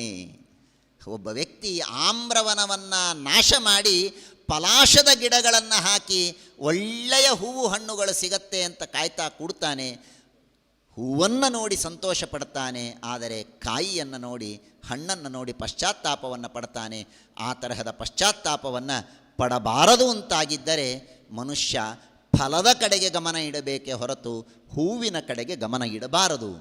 ಶಾಶ್ವತವಾದದ್ದೇನೋ ಅದನ್ನು ನೋಡಬೇಕೇ ಹೊರತು ತಾತ್ಕಾಲಿಕವಾದದ್ದನ್ನು ನೋಡಬಾರದು ಅನ್ನುವ ಮಾತನ್ನು, ಎಚ್ಚರಿಕೆಯನ್ನು ವಾಲ್ಮೀಕಿ ನಮಗೆ ನೀಡ್ತಾರೆ. ಹೀಗೆ ಬೇಕಾದಷ್ಟು ಮಾತುಗಳನ್ನೆಲ್ಲ ತಿಳಿಸಿಕೊಡ್ತಾರೆ. ಸಿಟ್ಟಿನ ಬಗ್ಗೆ ವಾಲ್ಮೀಕಿ ಒಂದು ಸುಂದರವಾದ ಮಾತನ್ನು ಹೇಳ್ತಾರೆ. ಬಹಳ ಹೊಸ ದೃಷ್ಟಿಯಿಂದ ಸಿಟ್ಟಿನ ಬಗ್ಗೆ ವಾಲ್ಮೀಕಿ ನಮಗೆ ಮಾತನ್ನು ಹೇಳ್ತಾರೆ. ಮನುಷ್ಯ ಸಿಟ್ಟು ಮಾಡಬೇಕು, ಆದರೆ ಯಾರ ಮೇಲೆ ಸಿಟ್ಟು ಮಾಡಬೇಕು ಅಂದರೆ ಜೀವನದಲ್ಲಿ ಯಾವತ್ತೂ ನಮಗೆ ಇನ್ಯಾರೂ ಸಿಗೋದೇ ಇಲ್ಲ ಅಂಥವರ ಮೇಲೆ ಸಿಟ್ಟು ಮಾಡಿ. ಆದರೆ ಯಾರನ್ನು ನಾವು ದಿನಾ ನೋಡಬೇಕಾಗಿದೆಯೋ ಅವರ ಮೇಲೆ ಸಿಟ್ಟು ಮಾಡಬಾರದು ಅಂತ ಹೇಳ್ತಾನೆ. ತಂದೆ, ತಾಯಿ, ಹೆಂಡತಿ, ಮಕ್ಕಳು ಇವರು ನಿತ್ಯ ನಮ್ಮ ಸಂಪರ್ಕಕ್ಕೆ ಬರೋರು, ಅವರ ಮೇಲೆ ಸಿಟ್ಟು ಮಾಡಬಾರದು ಅಂತ ವಾಲ್ಮೀಕಿ ಹೇಳ್ತಾರೆ. ನಸಕ್ಷಮ ಕ್ರೋಧಯಿತು ಯಃ ಪ್ರಸಾದ್ಯ ಪುನರ್ಭವೇತ್. ಯಃ ಪ್ರಸಾದ್ಯ ಪುನರ್ಭವೇತ್. ಯಾವ ವ್ಯಕ್ತಿಯ ಹತ್ತಿರ ನಾಳೆ ನಾವು ಹೋಗಿ ಮತ್ತೆ ಒಂದು ಅಪ್ಲಿಕೇಶನ್ ಇಟ್ಟು ಸ್ವಾಮಿ ನನಗೆ ಈ ಕೆಲಸ ಮಾಡಿಕೊಡಿ ಅಂತ ಹೇಳಬೇಕಾಗಿದೆಯೋ ಅಂಥವರ ಮೇಲೆ ಸಿಟ್ಟು ಮಾಡಿದರೆ ಲಾಸ್ ಯಾರಿಗೆ? ನಮಗೇ ಲಾಸ್. ಆದ್ದರಿಂದ ಸಿಟ್ಟು ಮನುಷ್ಯನನ್ನು ಹಾಳು ಮಾಡುತ್ತೆ. ಸಿಟ್ಟು ಹೇಗೆ ಅಂದರೆ ಅದು ಮಿತ್ರ ಅಂತೆ, ಅದು ಗೆಳೆಯ. ನಾವು ಅನ್ಕೋತೇವೆ ಅದು ನಮ್ಮ ಗೆಳೆಯ ಅಂತ. ಕ್ರೋಧೋ ಮಿತ್ರ ಮುಖೋ ರಿಪುಹು ಅಂತ ವಾಲ್ಮೀಕಿ ಹೇಳ್ತಾರೆ. ಸಿಟ್ಟು ನಮ್ಮ ಗೆಳೆಯನಂತೆ ಇರುವ ನಮ್ಮ ಶತ್ರು, ನಮ್ಮ ಗೆಳೆಯನಂತೆ ಇರುವ ನಮ್ಮ ಶತ್ರು. ಯಾಕೆ ಅಂದರೆ ನಾವೇನು ಅನ್ಕೋತೇವೆ, ಗೆಳೆಯಂದಿರ ಕೆಲಸ ಏನು? ನಮ್ಮ ಜೊತೆ ಇರುವುದು ನಮ್ಮ ಗೆಳೆಯನ ಕೆಲಸ. ಸಿಟ್ಟು ನಮ್ಮ ಜೊತೆಗೆ ಇರುತ್ತೆ. ಯಾರೋ ಒಬ್ಬ ಏನೋ ಮಾಡ್ತಾನೆ, ಮಾಡಿದಾಗ ನಾವು ಸಿಟ್ಟು ಮಾಡಿಕೊಳ್ತೇವೆ. ನಾವೇನು ಅನ್ಕೋತಾ ಇರ್ತೇವೆ, ಓ ನಾನು ಸಿಟ್ಟು ಮಾಡುವುದರಿಂದ ಅವನನ್ನು ಸೋಲಿಸ್ತಾ ಇದ್ದೇನೆ, ಅವನ ಬಾಯಿ ಮುಚ್ಚಿಸ್ತಾ ಇದ್ದೇನೆ ಅಂತ ನಾವು ಅನ್ಕೋತೇವೆ. ಆದರೆ ಆ ಕ್ರೋಧ ನಮ್ಮ ಮಿತ್ರ, ನಮ್ಮ ಸಹಾಯಕ್ಕೆ ಬರ್ತಾ ಇದೆ ಅಂತ ನಾವು ಅನ್ಕೋತೇವೆ. ನಮ್ಮನ್ನೇ ಅದು ನಾಶ ಮಾಡ್ತಾ ಇರುತ್ತೆ, ನಮಗೆ ಗೊತ್ತಾಗೋದಿಲ್ಲ. ಎಲ್ಲ ವಿಷಯಗಳು ಒಂದೊಂದು ದಿನದ ಸೆಮಿನಾರಿನ ವಿಷಯಗಳು. ಕೇವಲ ನಾನು ಒಂದು ಇಂಡೆಕ್ಸಿನ ರೂಪದಲ್ಲಿ ಮಾತ್ರ ಹೇಳುವ ಪ್ರಯತ್ನವನ್ನು ಮಾಡ್ತಾ ಇದ್ದೇವೆ. ಮನುಷ್ಯ ಇವತ್ತು ನಾವೆಲ್ಲರೂ ಒಂದು ಆಲೋಚನೆ ಮಾಡ್ತೇವೆ, ತುಂಬ ಜನ ಕೆಟ್ಟವರಾಗಿದ್ದಾರೆ, ಅಧಾರ್ಮಿಕರು ಬಹಳ ಆಗಿದ್ದಾರೆ, ಏನು ಮಾಡಬೇಕು? ಅಧಾರ್ಮಿಕರು ಬಹಳ ಆಗಿದ್ದಾರೆ ಅಂದರೆ ಅಧಾರ್ಮಿಕರನ್ನು ನಾಶ ಮಾಡಿಬಿಡೋಣ, ಹೊಡೆದು ಬಿಡೋಣ. ತಪ್ಪು ಅಂತಾರೆ ವಾಲ್ಮೀಕಿ. ಅಧರ್ಮವನ್ನು ನಾಶ ಮಾಡೋದಕ್ಕೆ ಅಧರ್ಮವನ್ನು ಕತ್ತರಿಸಿದರೆ ಅಧರ್ಮ ಹೋಗೋದಿಲ್ಲ. ಹಾಗಾದರೆ ಅಧರ್ಮ ಹೋಗೋದು ಹೇಗೆ? ಧರ್ಮವನ್ನು ಬೆಳೆಸಿದರೆ ಅಧರ್ಮ ಹೋಗುತ್ತೆ. ಅಧರ್ಮ ಕತ್ತಲನ್ನು ನಾಶ ಮಾಡೋದಕ್ಕೆ ಕತ್ತಿ ಗುರಾಣಿಯಿಂದ ಕತ್ತಲನ್ನು ನಾಶ ಮಾಡಲಿಕ್ಕಾಗೋದಿಲ್ಲ. ಬೆಳಕು ಬಂದರೆ ಕತ್ತಲು ಹೋಗುತ್ತೆ, ಬೆಳಕು ಬಂದರೆ ಕತ್ತಲೆ ಹೋಗುತ್ತೆ. ಹಾಗೆ ಅಧರ್ಮ ಹೋಗಬೇಕಾದರೆ ಏನು ಮಾಡಬೇಕು ಅಂದರೆ ನಾವು ಧಾರ್ಮಿಕರು ಹೆಚ್ಚಾಗಬೇಕೇ ಹೊರತು ಅಧಾರ್ಮಿಕರನ್ನು ಓಡಿಸ್ತೇವೆ ಅಂದರೆ ಆಗೋದಿಲ್ಲ. ಇವತ್ತು ನಾವು ಮಾಡ್ತಾ ಇರೋ ತಪ್ಪದು. ಅವರಷ್ಟು ಜನ ಇದ್ದಾರೆ, ಇವರಷ್ಟು ಜನ ಇದ್ದಾರೆ, ಅಷ್ಟು ಜನ ಬೆಳೀತಾ ಇದ್ದಾರೆ, 2040ನೇ ಇಸ್ವಿಗೆ ಸಮಗ್ರವಾದ ಭಾರತ ಎಲ್ಲ ಅವರಿಂದ ತುಂಬಿ ಹೋಗುತ್ತೆ ಅಂತ ದುಃಖ ಪಡ್ತೇವೆ. ಹಾಗಾದರೆ ಅದನ್ನು ಪರಿಹಾರ ಮಾಡೋದು ಹೇಗೆ? ಅವರನ್ನು ಓಡಿಸಿದರೆ ಪರಿಹಾರ ಆಗತ್ತಾ? ಅವರನ್ನು ಓಡಿಸಬಾರದು. ನಾವು ಹೆಚ್ಚಾಗಬೇಕು, ನಾವು ಬೆಳೆಯಬೇಕು. ಧರ್ಮ ಇದು ಅಧರ್ಮವನ್ನು ನಾಶ ಮಾಡೋದಕ್ಕೆ ಇರುವ ಒಂದೇ ಒಂದು ಉಪಾಯ ಅಂದರೆ ಧರ್ಮವೇ ಹೊರತು ಅಧರ್ಮವನ್ನು ನಾಶ ಮಾಡೋದಕ್ಕೆ ಬೇರೆ ದಾರಿ ಇಲ್ಲ. ವಾಲ್ಮೀಕಿ ಆ ಮಾತನ್ನು ಹೇಳ್ತಾರೆ, ಧರ್ಮೋ ವೈ ಗ್ರಸತೆ ಅಧರ್ಮಂ ಯದಾ ಕೃತಮಭೂತ್ಯುಗೆ. ಧರ್ಮೋ ವೈ ಗ್ರಸತೆ ಅಧರ್ಮಂ. ಅಧರ್ಮವನ್ನು ಮುಚ್ಚಬೇಕು, ಅಧರ್ಮವನ್ನು ನಾಶ ಮಾಡಬೇಕು ಅಂದರೆ ಧರ್ಮ ಮಾಡುವುದು ಹೆಚ್ಚಾಗಬೇಕೇ ಹೊರತು ಅಧರ್ಮ ಮಾಡುವುದನ್ನು ಬಿಡೋದಕ್ಕಾಗೋದಿಲ್ಲ. ಯಾರೋ ಒಬ್ಬ ಕೆಟ್ಟ ಕೆಲಸ ಮಾಡ್ತಾ ಇದ್ದಾನೆ. ಇವತ್ತು ಬೇಕಾದಷ್ಟು ವಿಜ್ಞಾನದಲ್ಲಿಯೂ ಕೂಡ ಮನೋವಿಜ್ಞಾನದಲ್ಲಿ ಈ ಪ್ರಯೋಗವನ್ನು ಹೆಚ್ಚು ಮಾಡ್ತಾರೆ. ಒಬ್ಬ ಮನುಷ್ಯನಿಗೆ ಕೆಟ್ಟ ಆಲೋಚನೆ ಬರ್ತಾ ಇದೆ ಅಂದರೆ ಅವನೇನು ಮಾಡಬೇಕು? ಕೆಟ್ಟ ಆಲೋಚನೆಯನ್ನು ಬಿಡು ಅಂತ ಹೇಳಲಿಕ್ಕಾಗೋದಿಲ್ಲ. ಅದು ಅವನ ಧರ್ಮ, ಮನುಷ್ಯನ ಮನಸ್ಸಿನ ಧರ್ಮ ಆಲೋಚನೆ ಮಾಡೋದು, ಅದನ್ನು ಬಿಡಲಿಕ್ಕಾಗೋದಿಲ್ಲ. ಹಾಗಾದರೆ ಅವನಿಗೇನು ಉಪಾಯ ಹೇಳಬೇಕು? ಒಳ್ಳೆಯ ಆಲೋಚನೆಯನ್ನು ಅವನ ತಲೆಯ ತುಂಬ ತುಂಬಿದರೆ ಕೆಟ್ಟ ಆಲೋಚನೆ ಹೋಗುತ್ತೆ. ಮನೆಯಲ್ಲಿ ಕಸ ಇರಬಾರದು ಅಂದರೆ ಖಾಲಿ ಜಾಗ ಇದ್ದರೆ ಕಸ ಇರುತ್ತೆ, ಖಾಲಿ ಇತ್ತು ಅಂದರೆ ಕಸ ಇರುತ್ತೆ. ಆ ಸ್ಥಳದಲ್ಲಿ ಒಂದು ಒಳ್ಳೆಯ ವಸ್ತುವನ್ನು ಇಟ್ಟುಬಿಟ್ರೆ ಕಸ ಹೋಗಿಬಿಡುತ್ತೆ. ಹಾಗೆ ಇದು ಸಿಂಪಲ್ ಆದ ಲಾಜಿಕ್. ಅಧರ್ಮ ನಮ್ಮ ಮನಸ್ಸಿನಿಂದ ಹೋಗಬೇಕು ಅಂದರೆ ಧರ್ಮ ಬೆಳೆಯಬೇಕು, ಅಧಾರ್ಮಿಕರು ಹೋಗಬೇಕು ಅಂದರೆ ಧಾರ್ಮಿಕರು ಬೆಳೆಯಬೇಕು. ಇದೊಂದೇ ಉಪಾಯ ಅಂತ ವಾಲ್ಮೀಕಿ ಹೇಳ್ತಾರೆ. ಧರ್ಮಂ ವೈ ಗ್ರಸತೆ ಧರ್ಮೋ ವೈ ಗ್ರಸತೆ ಅಧರ್ಮಂ ಎಂಬುದಾಗಿ ವಾಲ್ಮೀಕಿ ತಿಳಿಸಿಕೊಡ್ತಾರೆ. ಪ್ರಾಯ ನನ್ನ ಸಮಯ ಮುಕ್ತಾಯವಾಗ್ತಾ ಬರ್ತಾ ಇದೆ. ನಾನು ಹೆಚ್ಚು ವಿಸ್ತಾರವನ್ನು ಮಾಡದೇನೆ ಮುಗಿಸ್ತೇನೆ. ಮನುಷ್ಯರಿಗೆ ಭಯ ಯಾರಿಂದ ಅಂತ, ಇದು ಎಲ್ಲರಿಗೆ ಅನುಭವ ಇರುವಂತಹ ಮಾತು. ವಾಲ್ಮೀಕಿ ಹೇಳ್ತಾರೆ, ನನಗೆ ಅಗ್ನಿಯ ಭಯ ಇಲ್ಲ, ನಾಗ್ನಿ ನಾನ್ಯಾನಿ ಶಸ್ತ್ರಾಣಿ. ಶಸ್ತ್ರಾಸ್ತ್ರಗಳ ಭಯ ತುಂಬ ಕಮ್ಮಿ, ಅದು ಎದುರುಗಡೆ ಬರುತ್ತೆ, ವಿ ಕ್ಯಾನ್ ಎಸ್ಕೇಪ್. ಅದು ಬಂದಾಗ ನಾವು ಪಕ್ಕಕ್ಕೆ ಹೋಗ್ಬೋದು, ನಮ್ಮನ್ನು ನಾವು ಕಾಪಾಡಿಕೊಳ್ಳಬಹುದು. ಅಗ್ನಿ ಸುತ್ತಲೂ ಇದೆ, ನೀರು ಹಾಕ್ಬೋದು, ಅಥವಾ ಅಗ್ನಿ ಇರುವ ಸ್ಥಳದಿಂದ ನಾನು ಈ ಕಡೆಗೆ ಬಂದುಬಿಡ್ಬೋದು, ಅದು ನನಗೇನು ಭಯ ಇಲ್ಲ. ನಾಗ್ನಿ ನ ಶಸ್ತ್ರಾಣಿ ನ ಪಾಶಾಹ ಭಯಾವಹ. ನಾನಾ ವಿಧವಾದ ಪಾಶಗಳು ಯಾವುದೂ ನನಗೆ ಭಯ ಇಲ್ಲ. ಆದರೆ ಒಂದೇ ಒಂದು ಭಯ ಅಂದರೆ ಘೋರಾಹ ಸ್ವಾರ್ಥಪ್ರಯುಕ್ತಾಸ್ತು ಜ್ಞಾತಯೋನೋ ಭಯಾವಹ. ನಮ್ಮವರು ನಮಗೆ ಮಾಡುವ ಏನು ಭಯ ಇದೆ ನೋಡಿ, ಅದು ದೊಡ್ಡದಾದ ಭಯ. ಇವತ್ತೇನು ನಮ್ಮಲ್ಲಿ ನಡೀತಾ ಇದೆ, ನಮ್ಮ ಶಾಸ್ತ್ರ, ನಮ್ಮ ಧರ್ಮ, ನಮ್ಮ ಸನಾತನ ಸಂಸ್ಕೃತಿ, ನಮ್ಮ ವೇದಗಳು, ನಮ್ಮ ಪುರಾಣಗಳು, ನಮ್ಮ ಪುರಾಣ ಭಾರತ ಮಹಾಭಾರತದ ಪಾತ್ರಗಳು, ಅವರ ಬಗ್ಗೆ ಅವಹೇಳನದ ಮಾತುಗಳೆಲ್ಲ ಇವತ್ತು ನಾವು ಕೇಳ್ತೇವಲ್ಲ, ಇದನ್ನು ಅವಹೇಳನ ಮಾಡುವವರು ಯಾರು? ಬೇರೆ ಯಾರೂ ಅಲ್ಲ, ನಮ್ಮವರೇ ಅವಹೇಳನ ಮಾಡ್ತಾರೆ. ನಮ್ಮವರೇ ಇದನ್ನು ಅವಹೇಳನ ಮಾಡ್ತಾರೆ. ನಮ್ಮವರೇ ಇವತ್ತು ನಮ್ಮ ಧರ್ಮ, ನಮ್ಮ ಸಂಸ್ಕೃತಿ ಅವನತಿ ಆಗೋದಕ್ಕೆ ಕಾರಣ ನಮ್ಮವರೇ, ಬೇರೆಯವರಲ್ಲ. ವಾಲ್ಮೀಕಿ ಋಷಿಗಳು ಅಂದೇ ಆ ಮಾತನ್ನು ಹೇಳಿದರು. ಜ್ಞಾತಯೋನೋ ಭಯಾವಹ. ನಮ್ಮ ಪಕ್ಕ ಇರ್ತಾರೆ, ನಮ್ಮವರೂ ತಂದುಕೊಂಡಿರ್ತೇವೆ, ಅವರೇ ನಮ್ಮ ತಲೆಯನ್ನು ಕೆಡಿಸ್ತಾರೆ, ಅವರೇ ನಮ್ಮ ಸಂಸ್ಕೃತಿಯನ್ನು ನಾಶ ಮಾಡ್ತಾರೆ. ಸ್ನಾನ ಬೇಡ ಅಂತಾರೆ, ಸಂಧ್ಯಾವಂದನೆ ಬೇಡ ಅಂತಾರೆ, ಗ್ರಹಣ ಯಾಕೆ ಅಂತಾರೆ, ಉಪವಾಸ ಯಾಕೆ ಅಂತಂತಾರೆ, ತಿಂದರೆ ಏನು ತಪ್ಪು ಅಂತಾರೆ, ಮಾಂಸ ತಿಂದರೆ ತಪ್ಪೇನು, ಗೋಹತ್ಯೆಯನ್ನು ಮಾಡ್ತೇವೆ ಅಂತಾರೆ, ರೋಡಿನ ಮಧ್ಯದಲ್ಲಿ ಗೋಹತ್ಯೆಯನ್ನು ಮಾಡ್ತಾರೆ, ಗೋಮಾಂಸವನ್ನು ತಿನ್ನಿಸ್ತಾರೆ. ಇದೆಲ್ಲ ಮಾಡ್ತಾ ಇರೋರು ಯಾರು? ಯಾರೋ ಹೊರದೇಶದಿಂದ ಬಂದು ಮಾಡ್ತಾ ಇದ್ದಾರಾ? ಇಲ್ವಲ್ಲ, ನಮ್ಮವರೇ ಮಾಡ್ತಾ ಇದ್ದಾರೆ. ನಮ್ಮವರು ಮಾಡ್ತಾರೆ ಅನ್ನೋದಕ್ಕೇನೆ ನಾವು ಸುಮ್ಮನಿದ್ದೇವೆ. ಆದರೆ ಇದೇ ದೊಡ್ಡದಾದ ಭಯ ಅಂತ ವಾಲ್ಮೀಕಿ ಅಂದು ಎಚ್ಚರ ಕೊಟ್ಟಿದ್ದಾರೆ. ಇಂದು ಅದನ್ನು ನಾವು ನೋಡ್ತಾ ಇದ್ದೇವೆ ಕಣ್ಣಿನಿಂದ. ಹೀಗೆ ಬೇಕಾದಷ್ಟು ಮಾತುಗಳಿದೆ. ಇಂದ್ರಿಯ ನಿಗ್ರಹದ ಬಗ್ಗೆ ಒಂದು ಮಾತನ್ನು ಹೇಳ್ತಾರೆ. ನತತ್ಕುರ್ಯಾದಸಿಸ್ತೀಕ್ಷ್ಣ. ಒಂದು ಚೂಪಾದ ಕತ್ತಿ ನಮಗೇನು ತೊಂದರೆ ಕೊಡೋದಿಲ್ಲ. ನ ಸರ್ಪೋ ವ್ಯಾಹತಃ ಪದ, ಒಂದು ದೊಡ್ಡದಾದ ಸರ್ಪ ಇದೆ, ಅದನ್ನು ಕಾಲಿನಿಂದ ತುಳಿದರೂ ನಿಮಗೇನು ದೊಡ್ಡ ಲಾಸಿಲ್ಲ. ಆದರೆ ಅರಿರುವ ನಿತ್ಯ ಸಂಕ್ರುದ್ಧ ಯಥಾತ್ಮ ದುರನುಷ್ಠಿತ, ಮನಸ್ಸು ಚೆನ್ನಾಗಿ ನಿಗ್ರಹ ಇಲ್ಲದೇ ಇದ್ದರೆ, ನಿಗ್ರಹ ಇಲ್ಲದ ಮನಸ್ಸು ನಮಗೆಷ್ಟು ಪೀಡೆಯನ್ನು ಕೊಡುತ್ತೋ ಅಷ್ಟು ಪೀಡೆಯನ್ನು ಒಬ್ಬ ಶತ್ರುವೂ ಕೊಡೋದಿಲ್ಲ, ಒಂದು ಸರ್ಪವೂ ಕೊಡೋದಿಲ್ಲ, ಒಂದು ಖಡ್ಗವೂ ಕೊಡೋದಿಲ್ಲ. ಹಾಗಾಗಿ ಮನಸ್ಸಿನ ನಿಗ್ರಹ ಇದು ತುಂಬ ಅನಿವಾರ್ಯ ಎಂಬ ಮಾತನ್ನು ತಿಳಿಸಿಕೊಡ್ತಾರೆ. ಇನ್ನೂ ಸಾಕಷ್ಟು ಮಾತುಗಳು ರಾಮಾಯಣದಲ್ಲಿ ನಮಗೆ ಕೇಳಲಿಕ್ಕೆ ಸಿಗತ್ತೆ. ಮನುಷ್ಯ ದುಃಖ ಪಡಬಾರದು ಅನ್ನುವುದರ ಬಗ್ಗೆ. ಒಂದು ದುಃಖವನ್ನು, ಏನೋ ಒಂದು ಸಣ್ಣ ದುಃಖ ಇರುತ್ತೆ ಮನುಷ್ಯನಿಗೆ, ಒಂದು ಕೆಟ್ಟ ಚಟ ಏನೋ ಸ್ವಲ್ಪ ಮಕ್ಕಳಿಗಿರುತ್ತೆ ನೋಡಿ.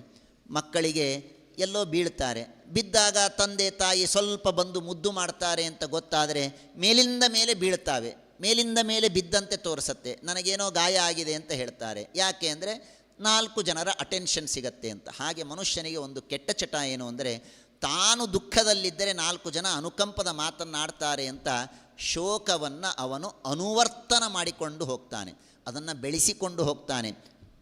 ವಾಲ್ಮೀಕಿ ಅದನ್ನು ಬೈತಾರೆ. ಶೋಕೋ ನಾಶಯತೆ ಧೈರ್ಯಂ, ಶೋಕೋ ನಾಶಯತೆ ಶ್ರುತಂ, ಶೋಕೋ ನಾಶಯತೆ ಸರ್ವಂ, ನಾಸ್ತಿ ಶೋಕಸಮೋ ರಿಪುಃ, ಯೋ ಶೋಕಮನುವರ್ತಂತೆ ನತೇಷಾಂ ವಿದ್ಯತೆ ಸುಖಂ. ಶೋಕ ಪಡಬೇಕು, ಆದರೆ ಶೋಕವನ್ನು ಅನುವರ್ತನ ಮಾಡಬಾರದು.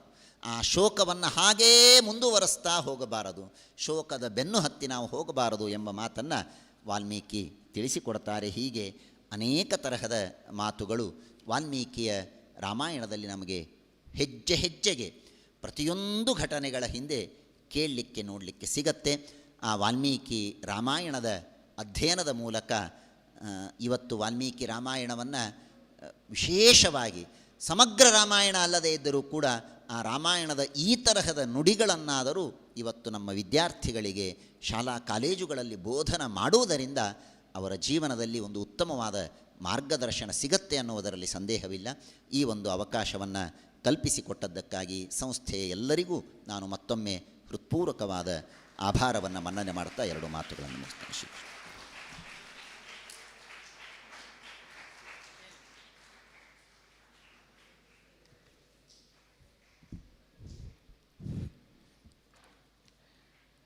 ಡಾಕ್ಟರ್ ವಿದ್ಯಾಧೀಶಾಚಾರ್ಯ ಗುತ್ತಲ್ ಮಹಾಭಾಗೇಭ್ಯಃ ಧನ್ಯವಾದಾः. ವಯಂ ಧನ್ಯಾः ತೈः ಕರ್ನಾಟಕಭಾಷಾಯಾಂ ಅತೀವ ಸರಳತೆಯ ಅಸ್ಮಾಕಂ ಮನಃ ಯಥಾ ಪ್ರಫುಲ್ಲಃ ಭವೇತ್ ತಥಾ ರಾಮಾಯಣೆ ನೀತಿಬೋಧಃ ಇತಿ ವಿಷಯಮಧಿಕೃತ್ಯ ವಿಸ್ತಾರಪ್ರಬಂಧರೂಪೇಣ ತತ್ರ ನೈಕೆ ವಿಷಯಾः ತತ್ರ ಉಪಸ್ಥಾಪಿತಾः. अस्माकं नैकविधाः दुःखाः भवन्ति.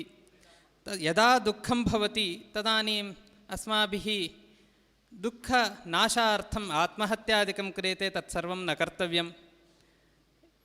दुःखं सर्वदा भवत्येव, अपि च बहुषु स्थलेषु औन्नत्यं भवति, बहुषु जनेषु औन्नत्यं दृश्यते. यदा औन्नत्यं दृश्यते तदानीं सर्वदा वयम् एवमेव स्मः इति अस्माभिः न भाव्यं, यतोहि कदाचित् पतनमपि भवति. अतः अस्माकम् औन्नत्यं जातमिति कृत्वा सर्वदा सन्तोषेण न भाव्यम्. इतोपि सुखदुःखयोः समत्वेन चिन्तनं कार्यं, यतोहि सुखं यथा भवति तथैव दुःखमपि आयाति इत्यादयः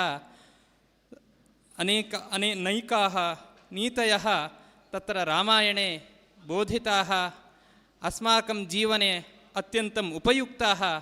ते सम्यक् निरूपितवन्तः विद्याधीशाचार्य गुत्तल महाभागाः. तेभ्यः धन्यवादान् समर्पयामि. वयं धन्याः. इतः परं बरोडा महाराजा सायाजिराव विश्वविद्यालयस्य उपप्राध्यापिका श्रीमती श्वेता जजूर्कर् एषा स्वीयं प्रबन्धम् उपस्थापयति। तस्याः प्रबन्धस्य विषयः एवमस्ति: अभिनन्दकृतरामचरितम् एवं वाल्मीकिरामायणम् अनयोः तुलनात्मकम् अध्ययनम् इति। एवं रीत्या वाल्मीकिरामायणम् अन्य कविभिः विरचितरामचरित्रेण साकं यदि वयं तुलनात्मकम् अध्ययनं कुर्मः तदानीं तत्र कः व्यत्यासः वर्तते, अत्र कविना कथं कथितं, तत्र कथं कथितम् इत्यादयः नैके विषयाः ज्ञायन्ते, महत्त्वमपि ज्ञायते। अतः स्वीयं प्रबन्धं मण्डयन्तु इति तां प्रार्थये।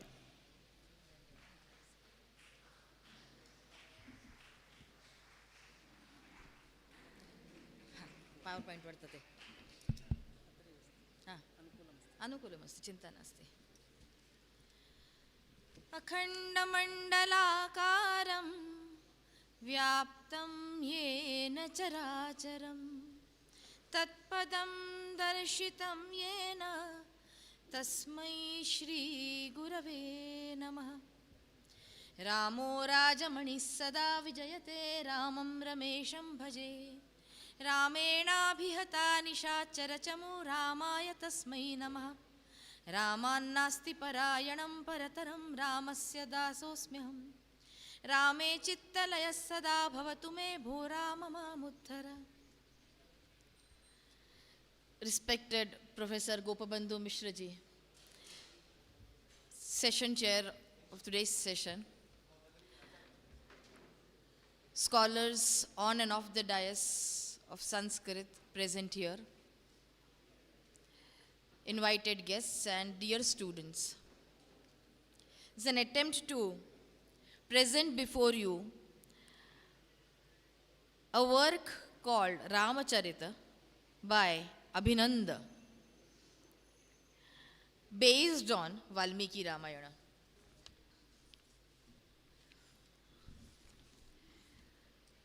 Now this Abhinanda, he was a scholar from Bengal, and this particular text Ramacharita was published in Sanskrit for the first time as number 46 of the Gayakwad Oriental series of the Maharaja Sayajirao University of Baroda, from where I come, and critically edited with an introduction by K.S. Ramaswamy Shastri Shiromani, a Shrauta Pandita, at that time at the Oriental Institute, Vadodara, in 1930 AD.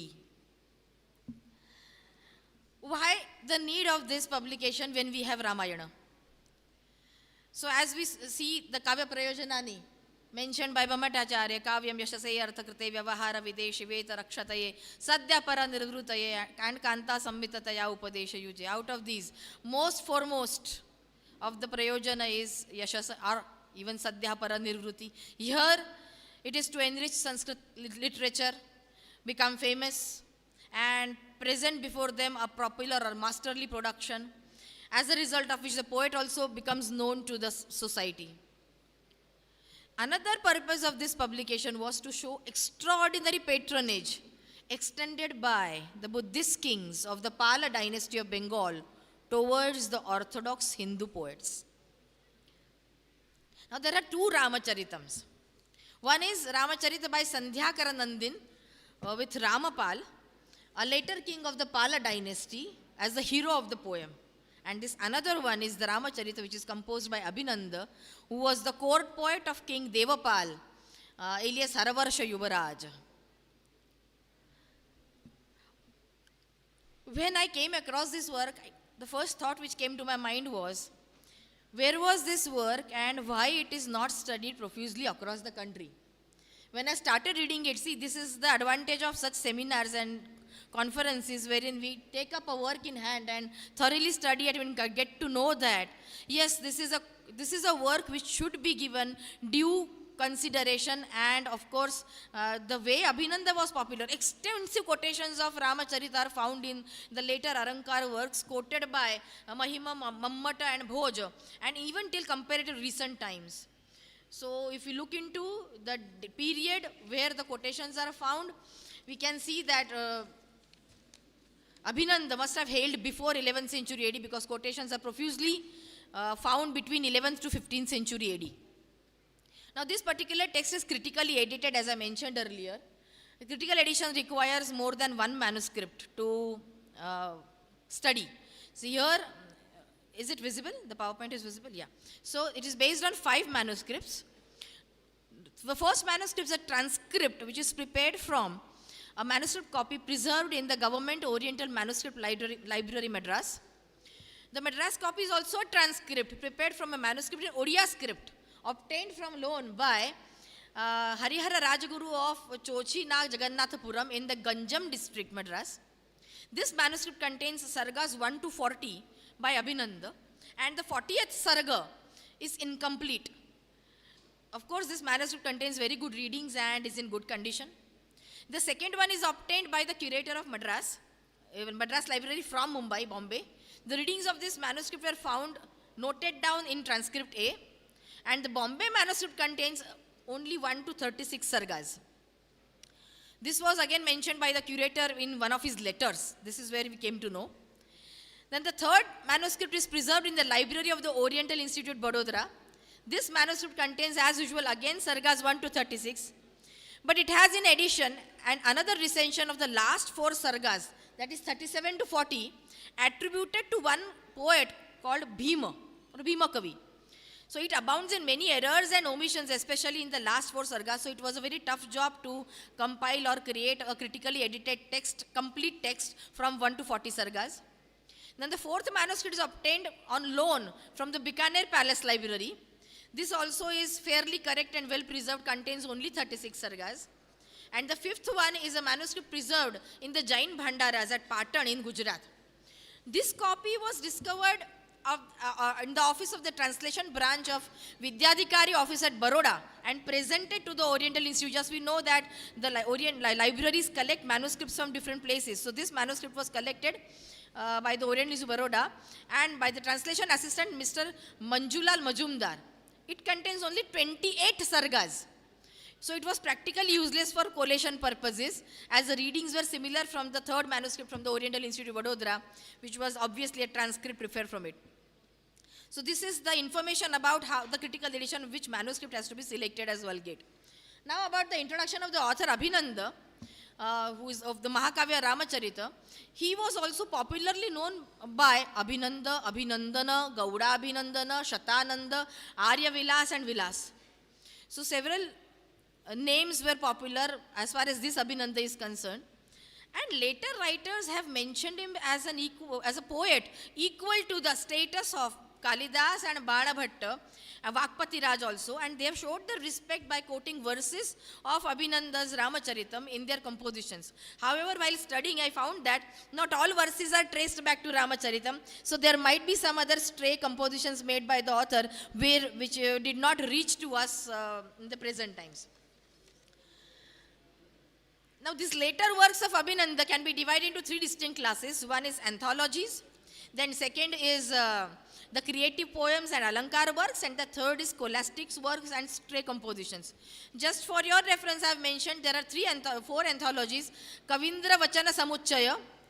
This is a Sanskrit anthology edited by Dr. F.W. Thomas in 1912. At least 5 verses are quoted from Abhinanda in this anthology. Second is Sadukti Karnamruta of Srihara Das, published by Mahapatishat Ramavtara Sharma, Sahityacharya of Patna. Here 22 verses of Abhinanda are ascribed. However, in Ramacharitam we find only 2. Then the third is Sukti Muktavali, which is compiled by Ahoraka Bhagadat Jalhana, 13th century. It consists of 3 verses of Abhinanda. And Sargadhara Paddhati, Sharangdhara Paddhati of Sharangdhara in 14th century, it contains 4 verses attributed to Abhinanda.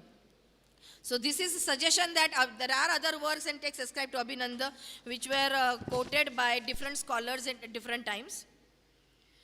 Then as far as creative works and alankar works are concerned, we find Shodhala mentioning Abhinanda in Uday Sundari Katha, the Champu Kavya, and at several places as one of the best poets.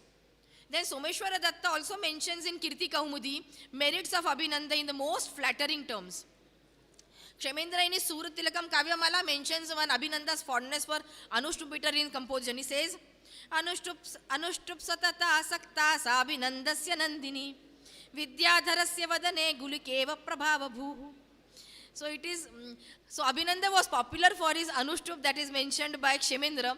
However, while looking into the different meters into the 40 sargas of Ramacharitam, we find that not only Anushtup but Abhinanda has dealt with Upajati, Indravajra, Vasantatilaka, Malini, Shardul Vikridit, Srakdhara, Prithvi, Shikharini and many more verses apart from the Matra Chandas. So the third is scholastic verse and stray compositions. Ujjvala Datta in his Unadi Sutra Vritti quotes at least 4 verses of Abhinanda. 3 can be traced back. Sarvananda, who is a Bengali commentator on Amar Kosh, refers to Abhinanda twice in his works. Raya Mukutta refers to 3 verses of Abhinanda. This is just to mention that the popularity of Abhinanda between the 11th to 15th century was great, and that is why he was stated as a poet with equal status to Kalidas and Vanabhatta. Here it is mentioned, Vagishwaram hanta bhaje binandam martheshwaram vakpatirajamide raseshwaram staumi chakalidasam banantu sarveshwaramanatosmi. So here is compared to the earlier popular scholars. Now this plot of Ramacharitam shows that Abhinanda is a pious Hindu and believer in the Puranic form of religion. There is a description of several incarnations of Vishnu, the birth of Brahma from his navel and the begging of Shiva in spite of his friendship with Kubera, the Lord of Health, also makes this author a firm believer in the Puranic religion. The peculiarity of this scholar is that he believes that Shiva and Vishnu represent the 2 halves of the same God who is one. So mostly propounding Advaita, thus suggesting that it is not wise to worship one and hate the other. This might be his effort to bring together maybe 2 sects. So in Ramacharita, this idea is expressed twice through the mouths of Jambavan and Mandodari. It is stated here, Dhruvam vinamune danir mardhe nardhendu shekharaha divisidati shunyanam dhatraika surudhatritaha. And the another verse states, Ardhe pumsah puranasya devau hariharavubhau ekam tatra prapannasya pradveshah kastavapare. Then his work portrayed that he was a strict follower of Atmavad of the Upanishads, as explained in the Advaita school of philosophy, wherein it is stated, Tattvamekam yadatmeti jagade tat prachakshate tatonyah kastavanito yastata vishayashchucha. In continuation to the dialogues between the characters, such verses are found which show that Abhinanda's line of thought or his attitude towards monism. He also advocated that Dvaita was not correct, that the goal of man is to identify the Jiva with the Brahman. That's his opinion, and as interpreted also by K.S. Ramaswamy Shastri. Prashanta khila kallole kaivalyamruta varidhau majja majja sikim dvaita grahksharabdhi vichishu. So he says that you should visualize nothing except Brahman in this whole universe. So his inclination towards the Ekatmavad is clearly seen in his texts. Then when we consider about how the imagination of the author develops when he quotes or takes the story or plot from Ramayana, it is seen that he has not been so uncharitable as to go against the rules laid down by the critics altogether. On the contrary, on many occasions, he follows the definition without sacrificing his independence as a poet. And therefore, Ramacharitam can be justly termed as a Mahakavya. So very beginning of Ramacharita marks out Abhinanda as an independent thinker and as a respecter of lifeless conventions. He introduces his hero Rama not as a child but as a grown-up man in a state of great mental anxiety awaiting the arrival of Sugriva, whom he thought to be an ungrateful friend and who was to be sent to Lanka in search of his sweetheart at the close of the rainy season. So this is how, so it begins with the mid of Kishkinda Kand and ends up to the Yuddha Kand. That is the subject matter of Ramacharita. So this beginning is very dramatic, and it speaks of the poet's great originality in handling the subject. Because this is a situation which fires the imagination of the reader as he is immediately drawn towards the poem and his interests are well kindled. So this shows moreover the poet's fondness also for Vipralamba Shringara. So Ramacharitam begins with Vastu Nirdesha instead of Ashir and Namaskriya. Besides this, the description of city, oceans, mountains, seasons, rise of the sun and the moon, etc., which is found as a characteristic of a Mahakavya, they are all met in this poem, and appropriate places as defined by the rhetoricians, and hence this poem is full-fledged termed as a Mahakavya. The practice obtained here is, however, that the sargas, they are characterized at the end of the sarga by the term Abhinanda, either in the form of a noun or a verb. In each canto, when he becomes much enthusiastic over his fluency of expression or the excellent arrangements of the words and forgets himself. So apart from certain few places where he forgets to mention his own name at the end of the sarga, there are mostly this name, the name Abhinanda is found either as a noun or a verb at the, even this is after the colophon. At 2 or 3 places we find in his 40 sargas that it is pre-colophon the word Abhinanda in the last verse, while after the colophon many places 1 or 2 verses are given which contains the term Abhinanda. This is very different from the other Mahakavyas when we study it from the point of view of Mahakavya. Then if we look into the style, it is of course Vaidarbhi. At many places we find a very simple, charming and bold style which is exactly in conformity with the Vaidarbhi style. And though occasionally we find across some long compounds, but the text does not lose prasad or madhurya or saukumar and audarya, which are stated to be the features of the life of the Vaidarbhi style. Another special feature of Abhinanda is the arrangement of words, which is extremely melodious, quite appropriate to the context. He cares more for the expression part, simplicity of expression, than the using of the alankaras. He doesn't go for much using of the alankaras. So this fact is actually observed by Shodala, who states Abhinanda as a master of Shabda. Vakpati Raj and Kalidas are respectively of Artha and Rasa, while Bana is the master of all qualities necessary for a poet. That is what earlier I stated. Vagishwaram hanta bhaje binandam, Artheshwaram Vakpati Raja mide, Raseshwaram naumicha Kalidasam, Banantu Sarveshwaramanatosmi. This is Uday Sundari Katha by Shodala. Then the author excels other poets in conversational language, which is so forcible, easy and direct that it makes appear that Sanskrit was a spoken language during his times. The remarkable quality on the part of the poet is that we find large number of lengthy conversations introduced in the body of the book by the author. Though it is a Mahakavya, long conversations are found between the characters. That as stated, the general plot of this particular Mahakavya is between from the middle of the Kishkinda Kand till the end of the Yuddha Kand. Though the descriptions closely follows the story of Ramayana, there are many instances where the author deliberately differs from the original story in order to add artistic beauty to the poem and to glorify the hero to a far greater extent that was anticipated by Valmiki himself. So some examples will fully bear out the above statement. I have given a comparison in the table form.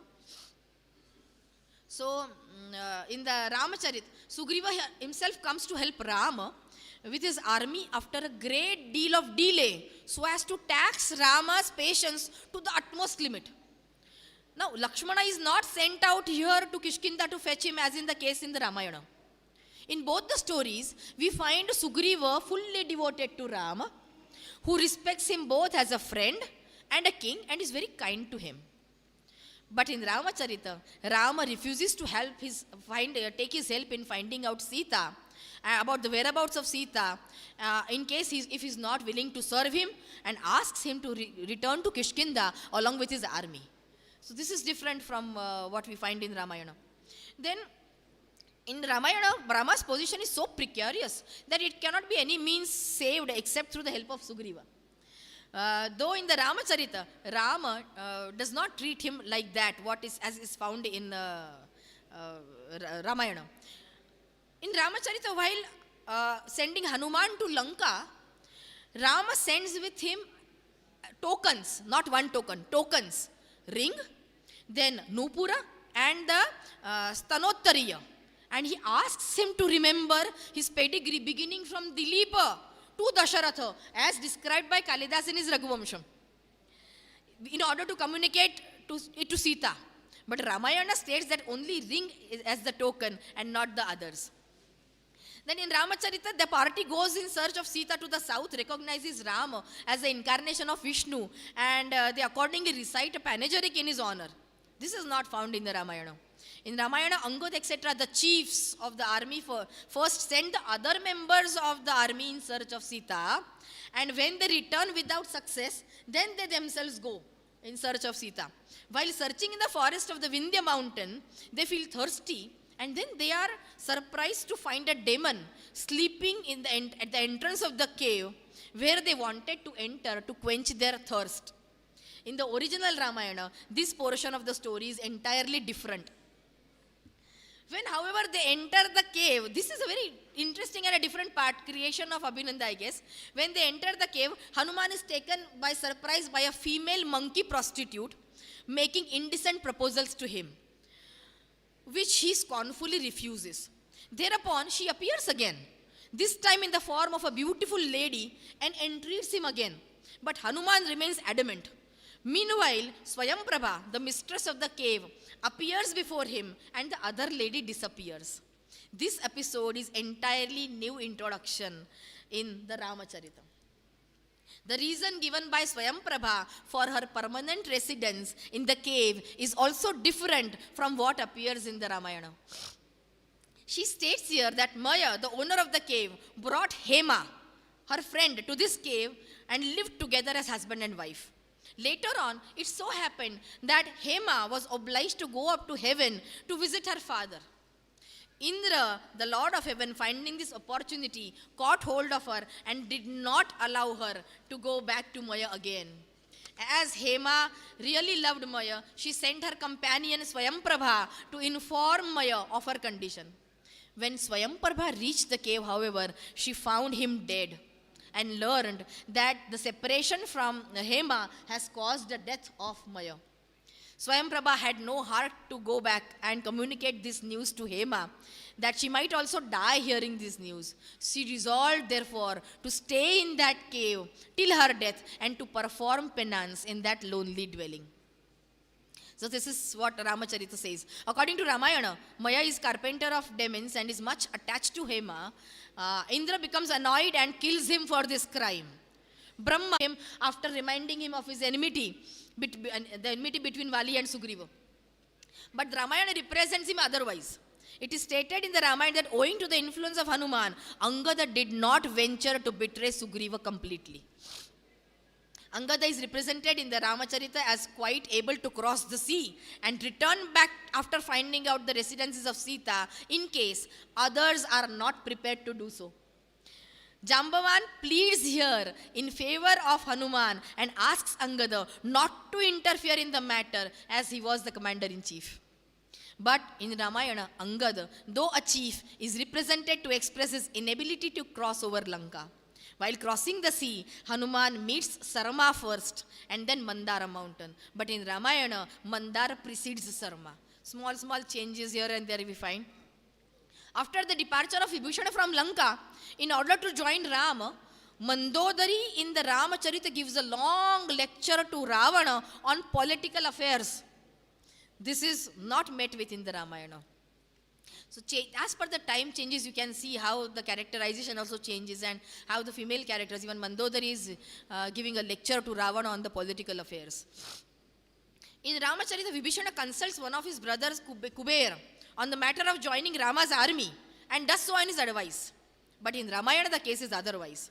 The Ramacharita represents Vibhishana encouraging and explaining to Sugriva a number of high philosophical doctrines when the latter was weeping for the loss of Rama and his army due to the Nagapash of Indrajit. But in Ramayana, the condition is different. Here we find Sugriva also encouraging Vibhishana, who was weeping for the loss of kingdom over the same situation. The Ramacharita mentions, this is also one more interesting factor which I found in Ramacharitam was different colors for 4 creepers of Sanjeevani.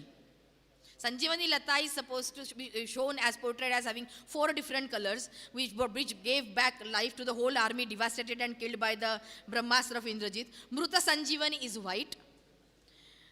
Sandhani is golden in color. Shalya Nirharini is black.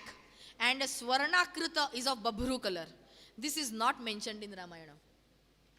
It is not very difficult to discover why the author of Ramcharita deliberately changed, distorted, elaborated or shortened the original story contained in the Ramayana.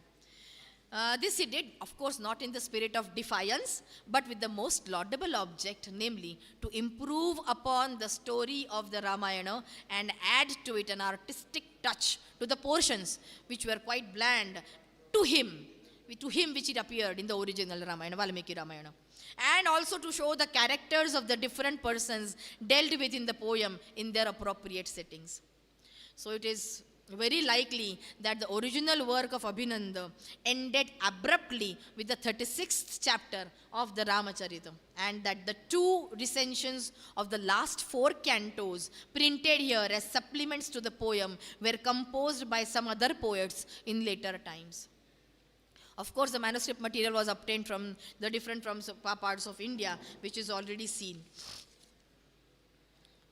And the second supplement, which is of course attributed to Bhima Kavi in the colophon of all the 4 sargas, and the verses ending at the end of every chapter praises the poet's own style, also proves the same fact. This Bhima Kavi belonged to the Kayastha family and was the son of one Maham Shri Devapal. So no manuscript excepting the one which is belonging to the Oriental Institute contains the version of this supplement. So it is possible, therefore, that the author of Bhima may have quite conceivably belonged to Gujarat, though the original place of the Kayastha community is Bengal and North India.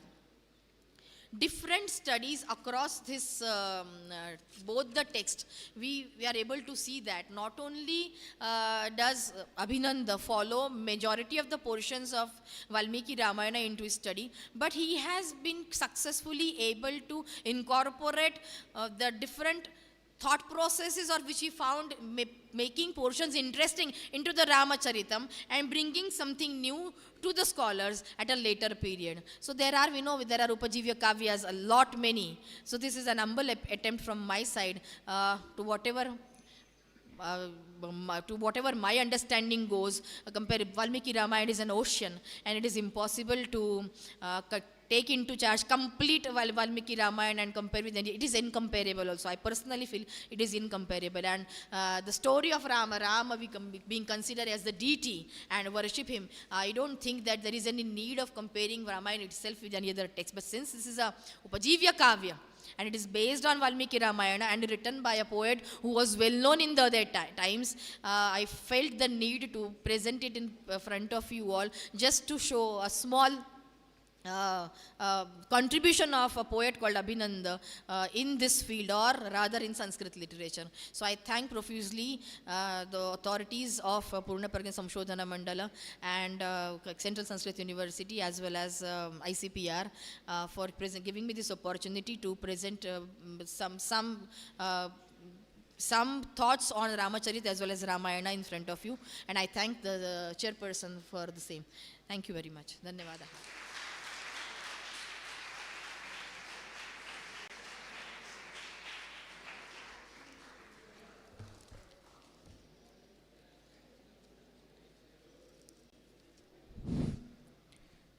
Shrimati Shweta महाभागा अभिनन्दकृत रामचरितस्य एवं वाल्मीकिरामायणस्य च वैलक्षण्यं किमस्ति इति बहुधा आङ्ग्लभाषया निरूपितवती। तत्र अभिनन्दकृत रामचरितेपि श्रीरामः सामान्यपुरुषः न, किन्तु अतीव प्रौढः महान् पुरुषः इति वर्ण्यते इति कथितम्। एवं तत्र अंगदे तत्र सागरं तर्तुं कः समर्थः इति जिज्ञासायाम् अंगदः समर्थः इति रामचरिते कथ्यते। परन्तु रामायणे अंगदः गन्तुं समर्थः पुनरागन्तुम् असमर्थः सः समर्थः हनुमानेव भवति इति वर्ण्यते इति एवं रीत्या नैके तत्र नैकविधाः वैलक्षण्याः दृश्यन्ते इति बहु सुन्दरतया सरलतया निरूपितवती। तस्यै संस्थातरे द्वारा धन्यवादाः समर्प्यन्ते। वयं धन्याः। इतः परम् अध्यक्षस्थानम् अलङ्कृतवन्तः गोपबन्धुमिश्राः स्वीय अध्यक्षभणित्या अस्मान् तोषयन्तु इति प्रार्थ्यते।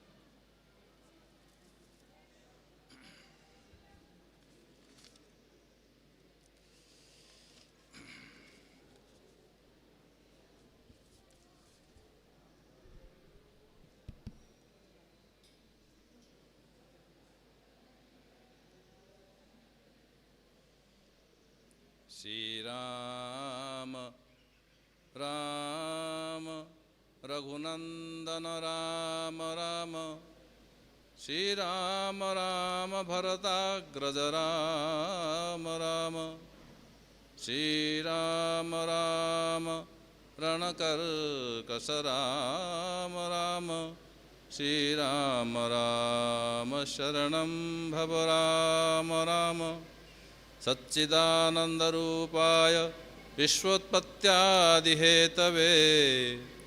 तापत्रयविनाशाय श्रीकृष्णाय वयं नमः।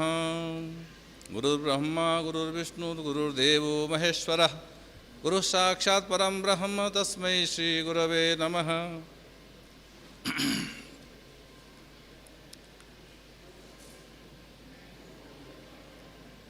पूर्ण प्रज्ञ विद्यापीठम ICPR किंच केंद्रीय संस्कृत विश्वविद्यालय इति महत्वपूर्ण संस्थात्रयस्य संयुक्त तत्वावधानेन आयोजितायां श्रीमद् रामायण अंताराष्ट्रीय संगोष्ठ्याम् अस्मिन् सत्रे ये अस्माकं पुरतः विद्यमानाः मंचस्थाः महनीयाः विद्वांसः विदुष्यश्च तेषु श्रीमती मधुराम्बिका महोदयाः चेन्नईतः यतिराजमहाविद्यालयस्य उप-प्राध्यापिका महोदयाः तथा च श्रीमन्तः विद्याधीशाचार्याः विश्वमध्व महापरिषद संशोधन परिषदः मान्याः निदेशक महोदयाः अत्रत्याः तथा च प्रोफेसर श्रीमती श्वेता जजुर्कर महोदयाः अस्माकं सुपरिचिताः। पूर्वं मम सौभाग्यमस्ति तत्र किञ्चित् कालं यावत् कार्यं कर्तुं भगवता अवसरः प्रदत्तः आसीत्। ततः वडोदरातः आगतवत्यः पुरतः विद्यमानः सर्वेपि महान्तः विद्वांसः अत्रत्याः प्राध्यापकाः अन्तेवासिनः तथा च सारङ्गपुर गुजराततः आगताः समागताः अतीव प्रियांसः केचन पूर्वपरिचिताः दृष्टाः केचन च सद्यः परिचिताः स्वामीनारायणगुरुकुलतः आगताः सर्वेपि अन्तेवासिनः तथा च सर्वेपि संयोजकाः आयोजकाः तथा च एतस्य संयोजक महोदयाः डॉक्टर गुरुराज कुलकर्णी महोदयाः ये उत्तमं सञ्चालनं कुर्वन्तः सन्ति। सर्वेषां कृते हार्दं स्वागतम् अभिनन्दनं च व्याहरामि। एतस्य जनस्य कृते एषः अवसरः भवद्भिः प्रदत्तः एतदर्थं कृतज्ञतां च विज्ञापयामि। विदुषां पुरतः आध्यक्षं कर्तुम् क्षमतायाम् असत्यमपि भवद्भिः एषः अवसरः दत्तः एतदर्थं पुनरपि एकवारं कृतज्ञतां विज्ञापयामि। आदौ अध्यक्षरूपेण अध्यक्षं निर्वहन् एषः जनः किञ्चित् वक्तुकामः, अनन्तरं रामायणम् आश्रित्य किञ्चिदेव उक्त्वा महान्तः कालः सञ्जातः, विरमिष्यामि। आदौ श्रीमती मधुराम्बिका महोदयाः प्रस्तुतवत्यः आदिकाव्ये सूर्यचन्द्रौ अधिकृत्य उपमा अलङ्कारः। अनन्तरकाले यथा महोदयाभिः उक्तम्, उपमा कालिदासस्य इति प्रसिद्धा उपमायाः कृते अपि कथं सूर्यचन्द्र इति विशिष्टतया, यद्यपि अपरेषु विषयेषु अपि अस्ति, कथं सूर्यचन्द्र इति द्वयम् उपमानरूपेण प्रस्तुत्य कथं सर्वेपि तत्तत् पात्राणि सर्वाणि पात्राणि अपि कथं तुलितानि सदृश्यकारणमुखेन तया दृष्ट्यापि उत्तरवर्तीनां कवीनां कृते रामायणम् उपजीव्यतं साधयति। अर्थात् उपमाबलेन कथं बिम्ब निर्माणं भवति, कथं कल्पना भवति, चित्रं पुरतः उपतिष्ठते। बहुभ्यः वर्षेभ्यः घटिता कथा, बहुभ्यः वर्षेभ्यः चरितानां द्वारा चरितानि आचरितानि विशिष्टानि तत्त्वानि तानि पुरतः आगच्छन्ति। तत्र किमर्थं सूर्यचन्द्रौ इति महोदयाः तथा उक्तवत्यः, सूर्यः चन्द्रश्च सम्पूर्णकालं यावत् अस्यां धरायाम् अस्माकं कृते उपकारकौ स्तः एव। तौ अधिकृत्य क्रियते चेत् तादृश उपमानस्य परिवर्तनं न भवति। उपमेयाः परिवर्तन्ते, उपमेयानि परिवर्तन्ते। तस्मिन् समये भगवान् रामः, सीता अथवा रावणः अथवा विभीषणः एतानि पात्राणि आसन्। उत्तरकाले कदाचित् रघुवंशे दिलीपः, तदुत्तरकाले कदाचित् श्रीकृष्णः वा एवं क्रमेण। अर्थात् प्रस्तुतानि पात्राणि परिवर्तन्ते, अप्रस्तुततया विद्यमानानि उपमानानि तेषु सूर्यचन्द्रवत् स्थायीरूपेण विद्यमानानि सन्ति, तानि सन्ति। तेषां वर्णनद्वारा निरन्तरतया कालम् अतिक्रम्य वर्षाणि सहस्राणि वर्षाणि अतिक्रम्य अपि विषयः पुरतः उपस्थापयितुं शक्यते सूर्यचन्द्रयोः निरन्तरत्वात् स्थायित्वात्। अतः तादृश उपमानबलेन यः बिम्बः प्रस्तूयते काल स्थान पात्र निर्विशेषेण अनन्तकालं यावत् सः विषयः पुरतः उपस्थापयितुं शक्यते। इतरम् अश्वः रथः एवं भिन्न एवं लौकिकम् उपमानं स्वीक्रियते चेत् तेन बलेन कदाचित् स्थायित्वं न आयाति। अतः सूर्यचन्द्रयोः उपमानत्वं नाम किञ्चित् स्थायित्वं तेन कारणेन अपि रामायणस्य उपजीव्यत्वम् अपि दृश्यमानम् अस्ति इति एषः महत्त्वपूर्णः विषयः महोदयाभिः उपस्थापितः। तदर्थं धन्यवादं विज्ञापयामि। द्वितीयं पत्रम् आसीत् रामायणे नीतिः महोदयानां श्रीमतां श्री विद्याधीशाचार्यपादानाम् अवगतवान्। तद्वारा अस्माकं जीवने, व्यक्तिगतजीवने, व्यष्टिजीवने, समष्टिजीवने अपि कथं रामायणगतनीतीनाम् आवश्यकता इदानीन्तनकाले अपि अस्ति। तं विषयं विविध उपायैः विविध प्रसङ्गान् उदीकृत्य महोदयैः एषः विषयः उपस्थापितः। तत् यथा नीतेः परिभाषा अपि कृता, नीयन्ते उपायाः यया। पुनः मनुष्यस्य जीवनं कथं भवेत्, अर्थात् उत्तरकाले रामादिवत् प्रवर्तितव्यं न रावणादिवत् इति हानोपादानबुद्धिप्रयोगद्वारा जीवनं सञ्चालनीयम् इति यः नियमः, यः उपदेशः आगतः, सः कान्तासम्मिततया आदौ एव रामायणे प्रारब्धः उपदेशः इति नीतिमुखेन जीवनस्य कथं सर्वविधप्रसङ्गेषु, यथा उदाहरणं महोदयैः प्रस्तुतं संयोगो विप्रयोगान्तः। पतनान्तः समुत्थ्रयाः। तत्र अहं चिन्तयामि उत्तरकाले तन्नाम महाभारतरचनाकाले गीतायां यदा कदाचित् कस्यचित् जीवने उत्श्रयः भवति, बहु उत्तमता आगच्छति, धनम् आगच्छति, वित्तम् एवं यशः आगच्छति, पदम् आगच्छति, विविधाः प्रसङ्गाः उत्श्रेयभूताः भवन्ति, किन्तु तत्रापि एषः उत्श्रेयः पतनान्तः अस्ति, विवेकः करणीयः, सर्वथा विवेकभ्रष्टः सः न स्यात्, एषः एतत् चिन्तनं तत्र निहितम्। उत्तरकाले गीतायामपि उक्तम् अस्ति, न प्रहर्षेत् प्रियं प्राप्य दोद्विजेत् प्राप्य चाप्रियम्, एवमेव दुःखेषु नुद्विग्नमनः सुखेषु विगतस्पृहः आदि आदि। अर्थात् तत्तत् प्रसङ्गेषु अपि समभावेन समदुःखसुखस्वस्थ समलोष्टास्मकाञ्चनः इति तादृश विषयाणां प्रवर्तनविषये अपि रामायणम् उपजीव्यतं साधयति। किञ्च एकम् अपरम् उदाहरणं भवद्भिः महोदयैः उक्तं यत् अकीर्तिः भवति चेत् अकीर्तिः बहु दुःखदायिनी भवति। अकीर्तिविषये सर्वैः भावधानैः कीर्तिः भवतु न वा अकीर्तिः न स्यात् इति तस्मिन् विषये सावधानाः भवेयुः सर्वे इति रामायणे यत् सङ्केतितम् उत्तरकाले गीतायामपि अस्माभिः दृश्यते। अकीर्तिं चापि भूतानि कथयिष्यन्ति ते व्ययां सम्भावितस्य चाकीर्तिर्मरणादतिरिच्यते इति भगवान्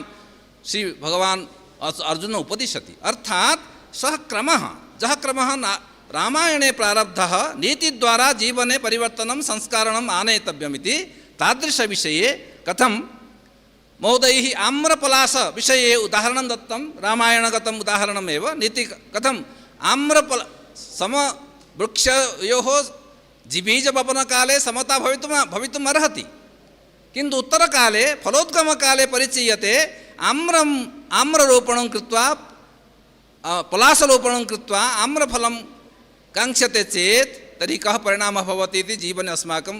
अर्थात् बीजमेव महत्त्वपूर्णं, तद्विषये अस्माभिः सावधानैः भवितव्यमिति। एकम् उदाहरणं ददामि कथामुखेन, यत् एकत्र कानिचन मित्राणि वार्तालापं कुर्वन्ति स्म विविधविषयम्, एतत् जीवनम् अकारणं जातम्, एतत् समयः व्यर्थः, इदानीं भ्रष्टाचारः प्रवर्तते आदि आदि, सर्वे अनीतिग्रस्ताः आदि आदि। तस्मिन् मार्गे एकः साधुः गच्छन् आसीत्। तत्र गत्वा सः उक्तवान्, महोदयाः भवन्तः किमपि चर्चयन्तः सन्ति, किञ्चित् मया सह गन्तुं शक्नुवन्ति किञ्चित् दूरं यावत्। ते उत्सुकतावशतः उक्तवन्तः भवतु नाम चलामः।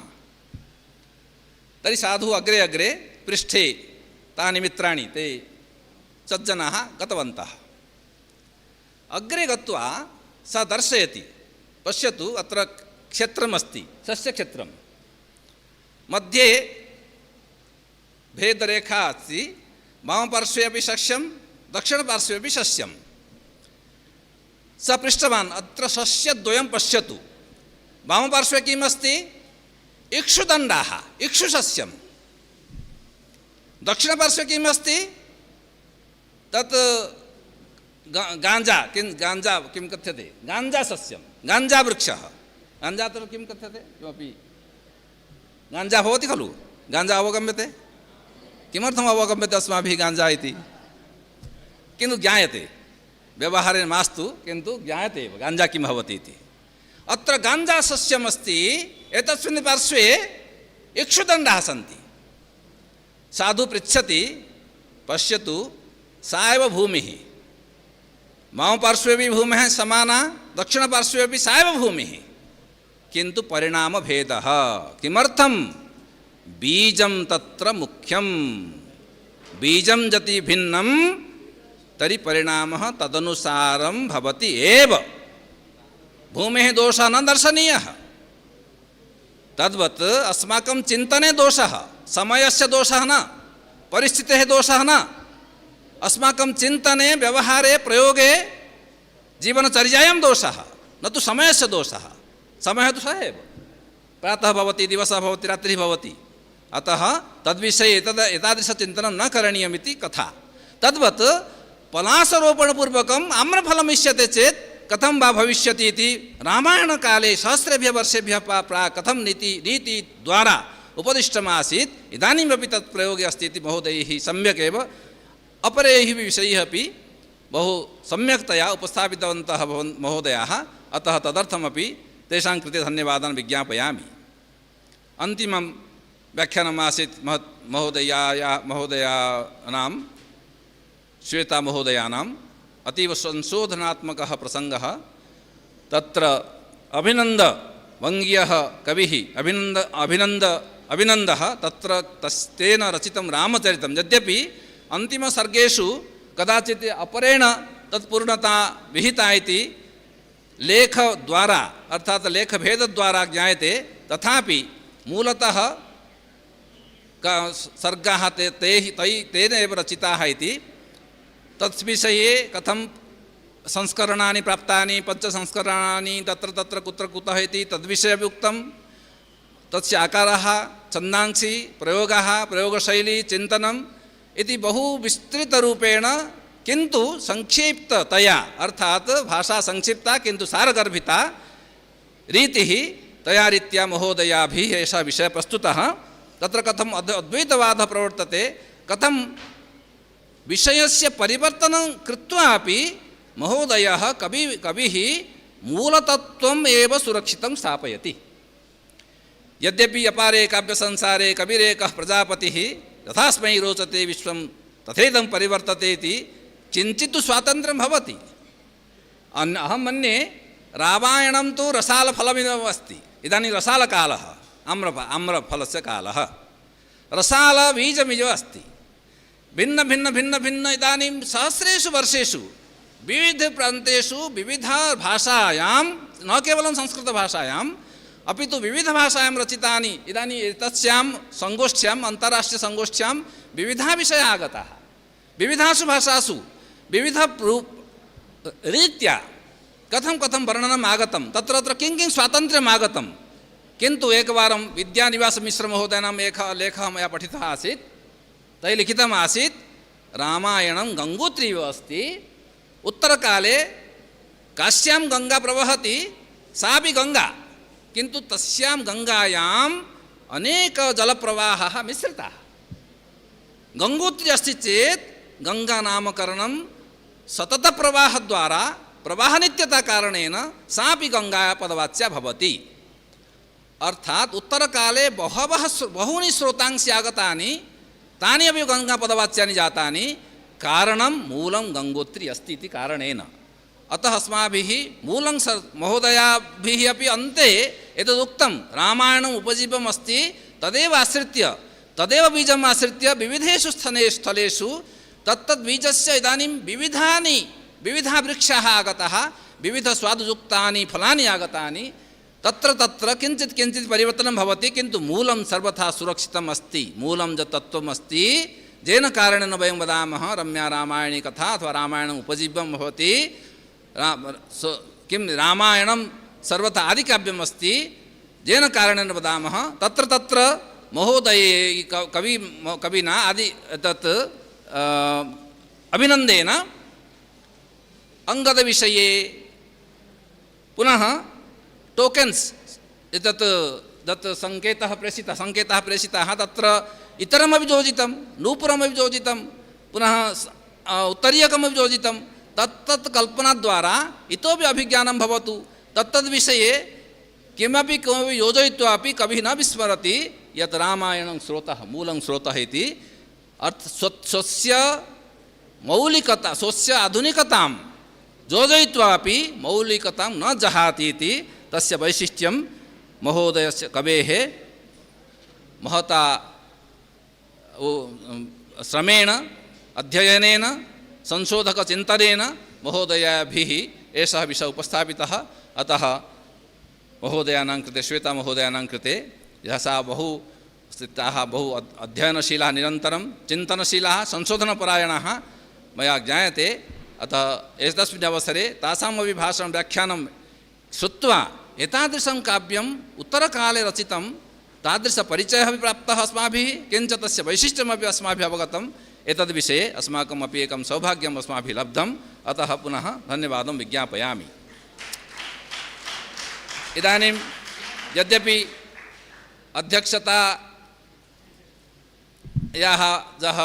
यत् दायित्वम् आसीत् यथाशक्ति यथामति किञ्चित् अभिव्यक्तम्। इदानीं किञ्चित् वक्तव्यम् उक्त्वा विरमामि।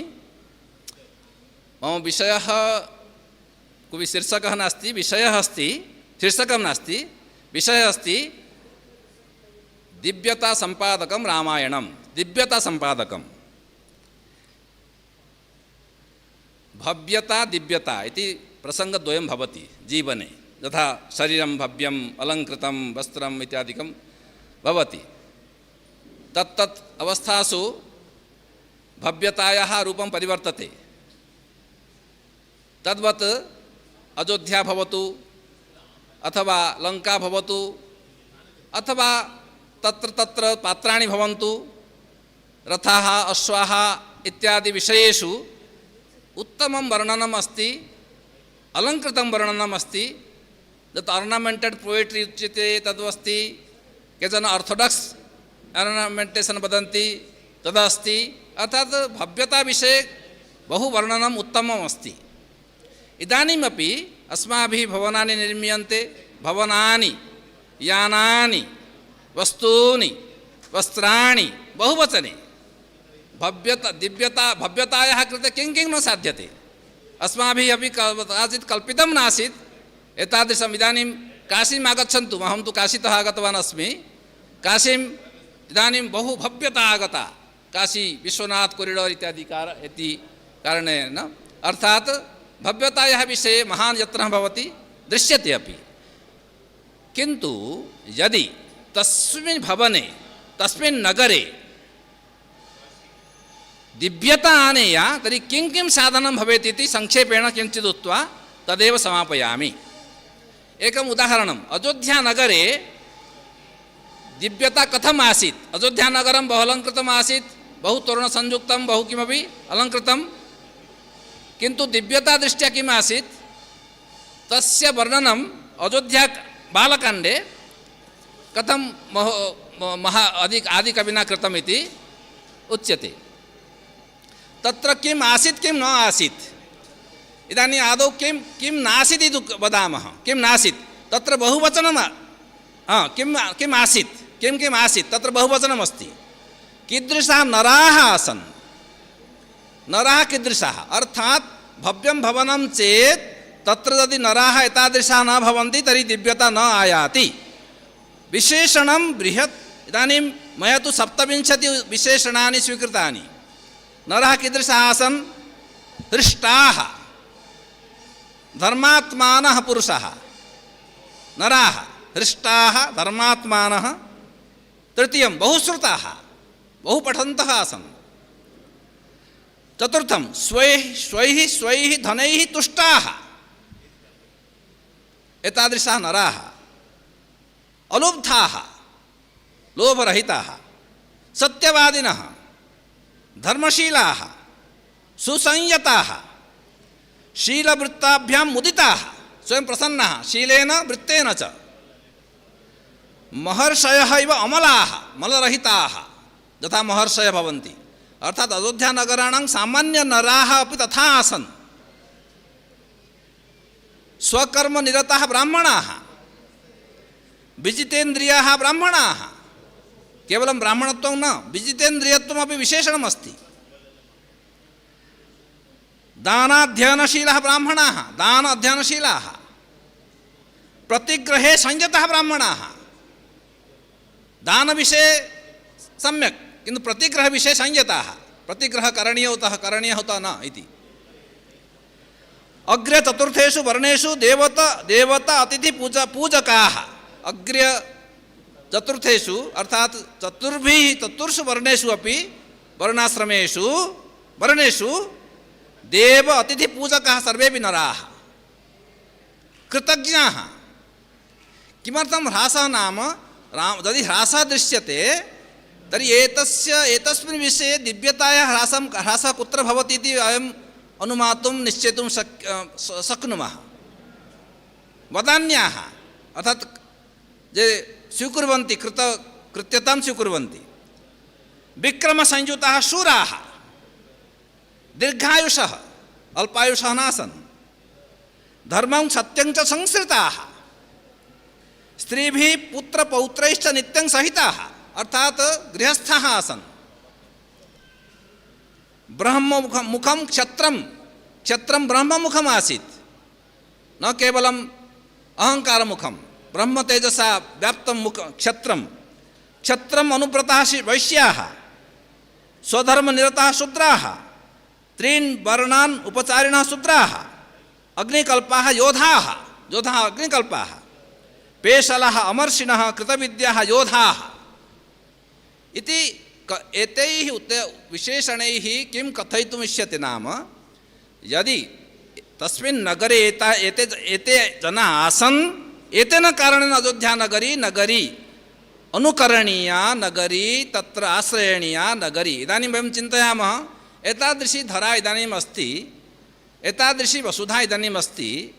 अस्माकम् आचरणकारणेन अस्माकं जीवनकाले वयं किं कुर्मः येन कारणेन वयम् इतः संसारतः गच्छामः, तदनन्तरं धरा आश्रययोग्या उत्तमा अर्थात् अभिनन्दनीया तत्र शान्त्या सन्तोषेण सौमनस्येन स्थातुं योग्या भविष्यति उत न? कथं वा भवेत्? एतादृशचिन्तनेन आचरणेन। इदानीम् अपरं पक्षं पश्यामः। आदिकविः वदति कः नासीत्, एते तु आसन् बहुवचने सर्वेपि एते आसन्, एकोपि तथा नासीत्। कः नासीत्? एकवचने वदति, एकवचने एकोपि तथा नासीत्। कीदृशः नासीत्? एकवचने वदति अल्पसंनिचयः एकोपि नासीत्, असिद्धार्थः कुटुम्बी गो अश्व धन धान्यवान् एकोपि नासीत्। एकवचने वदति अर्थात् तत्र नास्ति प्रसंगे एकवचनम्, एकोपि नासीत्। अस्ति प्रसंगे बहुवचनम् आसीत्, सर्वेपि आसन्। कामी नासीत्, कदर्पः नासीत्, नृशंसः नासीत्, अविद्वान् नासीत्, नास्तिकः नासीत्, अकुण्डली नासीत्, अमुकुटी अर्थात् अलङ्कृत उत्तमरीत्या अलङ्कृतः कोऽपि नासीत्, असृग्वी मालाधारी अमालाधारी कोऽपि नासीत्, अल्पभोगवान् नासीत्, पर्याप्तभोगवान् आसीत्, अमृष्टः नासीत्, न लिप्ताङ्गः नासीत्, असुगन्धः नासीत्, अमृष्टभोजी नासीत्, अदाता नासीत्, कोऽपि अदाता नासीत्, सर्वे दातारः आसन्।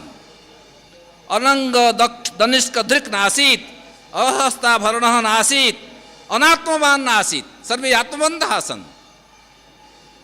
अनाहिताग्निः नासीत्, सर्वे आहिताग्नयः आसन्। अयज्वा नासीत्, क्षुद्रः नासीत्, तस्करः नासीत्, अवृत्तः नासीत्, शङ्करः नासीत्, वर्णशङ्करः कोऽपि नासीत्, शङ्करः। अनृति मिथ्यावादी कोऽपि एकोऽपि नासीत्, अबहुश्रुतः एकोऽपि नासीत्, बहुश्रुतता सर्वत्र आसीत्। अर्थात् एतस्मिन् प्रसङ्गे दिव्यता केवलं दिव्यता भवतु, दिव्यं जीवनं भवतु इति वयं चिन्तयामः।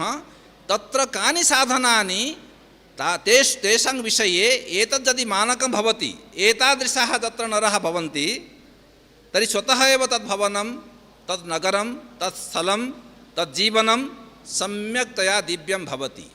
अन्यथा केवलं भव्यता भवति, बहिः आडम्बरः भवति, अन्तः शून्यता आगच्छति इति संकेतः रामायणे विद्यते। पुनः मारीचः कथं रावणं द्वितीयम् उदाहरणं उक्त्वा समापयामि। विषयः सः एव, केवलं दिव्यता आधानविषये विविधमुखेन कथं तत्र संकेतः रामायणे विद्यमानः अस्ति, तद्विषये केवलं वर्णनमुखेन न उक्तिमुखेन अपि अस्ति। मारीचं रावणः वदति एतं हिममृगरूपं धरतु अन्यथा अहं मारयिष्यामि। अनन्तरं सः वदति एतस्य मुखे एतस्य हस्तेन मरण अपेक्षया रामस्य हस्तेन मरणं वरम् इति विचिन्त्य सः स्वीकरोति। किन्तु तथा पूर्वं वदति, पश्यतु भवान् रामविषये तत् सर्वं वदति, किन्तु रामः कीदृशः अस्ति? मारीचस्य मुखे एक राक्षसः राक्षसजन्म तस्य मुखे अस्ति महोदय स्वागतं रामः कीदृशः नाम सः रावणं वदति भवान् यत् वदति तत् असत्यं कथमस्ति बहु निन्दनं करोति एषः राम एवम् अस्ति तथा नास्ति मारीचः वदति रामः न पित्रा परित्यक्तः न दोषशीलः एकः राक्षसः रामस्य स्तुतिं करोति न क्षत्रियपांसनः न धर्मगुणैहीनः सः कौशल्य आनन्दवर्धनः अस्ति न तीक्ष्णः भूतानां प्राणिनां कृते कटुः तीक्ष्णः नास्ति सर्वभूतहिते रतः अस्ति न कर्कशः न अविद्वान् न अजितेन्द्रियः रामः विग्रहवान् धर्मः एकः अपरः शत्रुपक्षीयः स्तौति साधुः सत्यपराक्रमः सर्वस्य लोकस्य राजा कथं यथा देवानां वासवः इव तथा महोदया चन्द्रसूर्य उपमानं प्रदर्शितवती तथैव देवानां तथा वासवः तथैव सर्वस्य लोकस्य राजा एषः अस्ति रामस्य तेजः अप्रमेयं रामः नरसिंहः सिंहोरस्कः स्वयं नरसिंहः सिंहोरस्कः अस्ति राक्षसाः कीदृशाः सन्ति स्वयं राक्षसः भूत्वा राक्षसानां विषये अर्थात् राक्षसेषु अपि बहु चिन्तकः विशिष्टः विचारशीलः आसन् अतः भगवती सीता यदा रामः प्रतिष्ठते दण्डकारण्ये राक्षसान् हन्तुं माता सीता उपदिशति केवलं राक्षसत्वेन विद्यमानः सर्वेपि राक्षसाः न हन्तव्याः ये दुष्टाः ये तपस्यासु तपः कर्मसु बाधां उत्पादयन्ति तेषामेव हननं करणीयं न तु राक्षसत्वावच्छिन्नेन सर्वेपि राक्षसाः न हन्तव्याः भगवती सीता तस्याम् अवस्थायामपि दण्डकारण्ये श्रीरामम् उपदिशति भवतः हस्ते धनुः अस्ति बाणः अस्ति एतेन कारणेन कोऽपि हन्तव्यः राक्षसनाम्ना कोऽपि आगच्छति सः हन्तव्यः इति न तत्रापि विवेकपूर्णरूपेण हननं करणीयम् इति माता उपदिशति तस्मिन् समये तत्रापि विवेकः कथं कार्यं करोति यद्यपि सा बहु पीडिता आसीत् विविधप्रसङ्गेषु राक्षसैः पीडिता तथापि राक्षसत्वेन केवलं राक्षसः हन्तव्यः इति न सा स्वयमेव वदति अत्र मारीचभाषा राक्षसाः कीदृशाः भवन्ति केवलं क्रीडा रति विधिज्ञाः समाजोत्सवदर्शिनः इदानीं वयं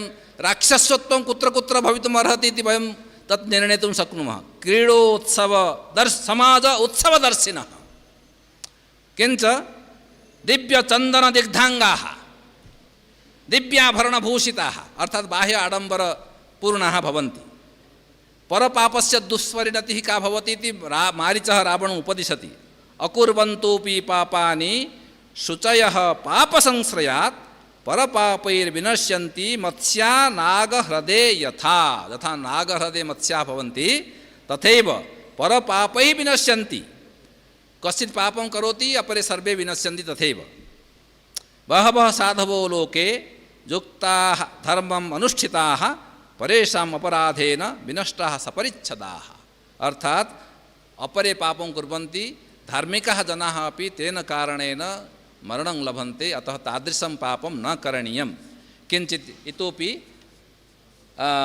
रामस्य तुलना कथं भवति किञ्चित् बृहत् विशिष्टमस्ति ततः पौरजानपदाः कथं रामस्य विषये वदन्ति इति कानिचन विशेषणानि वदामि पौरजानपदैः सह समेषां ब्राह्मणानां बलमुख्यानां दृष्ट्या श्रीरामः सर्वेषां बलमुख्यानां ब्राह्मणानां दृष्ट्या दिव्यैः गुणैः शक्रसमः सत्यपराक्रमः सत्यपरायणः क्षमागुणैः वसुधा इव तुलनां करोति उपमा इदानीम् उपमाविषये अस्माकं प्रसङ्गः आगतः वीर्ये शचिपतिः इव सत्यसन्धः शान्तः सान्त्वयिता विजितेन्द्रियः मृदुः सदा भव्यः भूतानां प्रियवादी बहुश्रुतानां वृद्धानां ब्राह्मणान् उपासित्य देवासुरमनुष्याणां सर्वशास्त्रेषु विशारदः सम्यक् विद्याव्रतस्नानः यथावत् सांगवेदवित् भगवान राम एवं आसीत्। गांधर्वे भुवि श्रेष्ठः कल्याणाभिजनः साधुः अदीनात्मा महामतिः यथा ग्रामार्थे नगरस्य वा कृते संग्रामं व्रजति। यदा स किं करोति रामः, यदा ग्रामार्थे नगरस्य च वा कृते संग्रामं व्रजति अविजित्य न निवर्तते, विजित्यैव निवर्तते। किंच संग्रामात् कुंजरेण रथेन वागत्य पौरान् स्वजनपदवत् नित्यं तेषां पुत्रेषु व्यवहरति। संग्रामात् आगत्यापि सर्वैः जनैः सह मिलति। एवम् अस्ति भगवतः रामस्य चर्चा। इदानीम् एतत् किञ्चित् समापयामि। शूर्पणखा दृष्ट्या व्यर्था नरपतिः।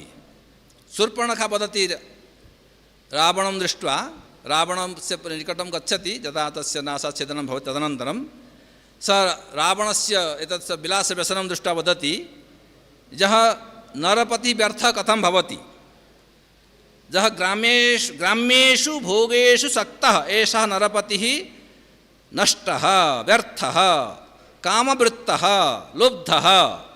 यः काले स्वयं कार्याणि न अनुतिष्ठति तादृशः राजा व्यर्थः। सः तैः कार्यैः राज्येन सह विनश्यति इति सा रावणस्य पुरतः वदति। अयुक्तचारं दुर्दर्शम् अस्वाधीनं नरपतिं नदीपङ्कमिव द्वीपाः इव नराः वर्जयन्ति।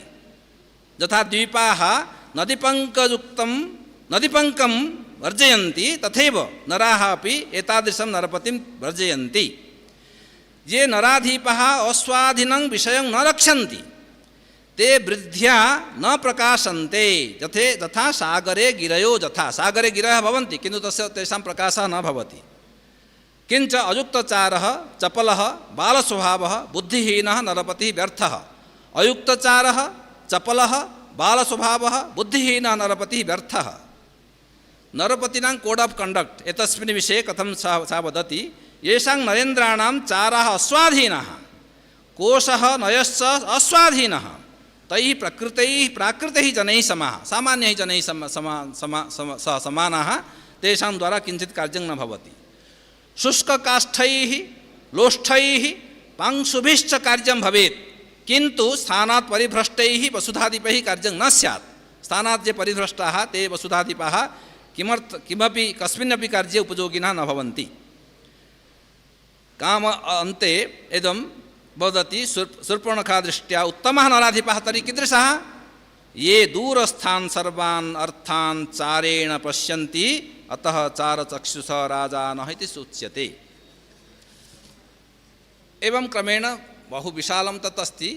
मम कथनस्य अभिप्रायः नाम रामायणम् इदानीमपि अस्माकं जीवने विविधेषु प्रसङ्गेषु कथम् उपजीव्यतां जीवनचर्यायां काव्येषु सहस्रेषु वर्षेषु रामायणं न केवलं काव्यरचनायाम् अपितु जीवनचर्यायाम्। अतः वारं वारं रामराज्यस्य परिकल्पना नाम रावणादिवत् प्रवर्तितव्यं न रावणादिवत् इति उक्तिषु अपि अर्थात् सम्पूर्ण भारतीयजीवने विशिष्टतया यद्यपि विश्वस्य यत्र भेदः कोऽपि नास्ति तथापि भारतीयजीवनं सम्पूर्णं राममयम्। अतः कुत्र जन्म किं का लीला कुत्र किं कार्यं किन्तु इदानीं यावत् सर्वत्र तस्य पदे पदे इदानीं सम्बोधने अपि राम राम जय श्रीराम इति तथा जीवनचर्यायामपि रामवत् प्रवर्तितव्यं न रावणादिवत्। अर्थात् जीवनं किमपि भवतु नाम अवस्था कापि भवतु नाम धन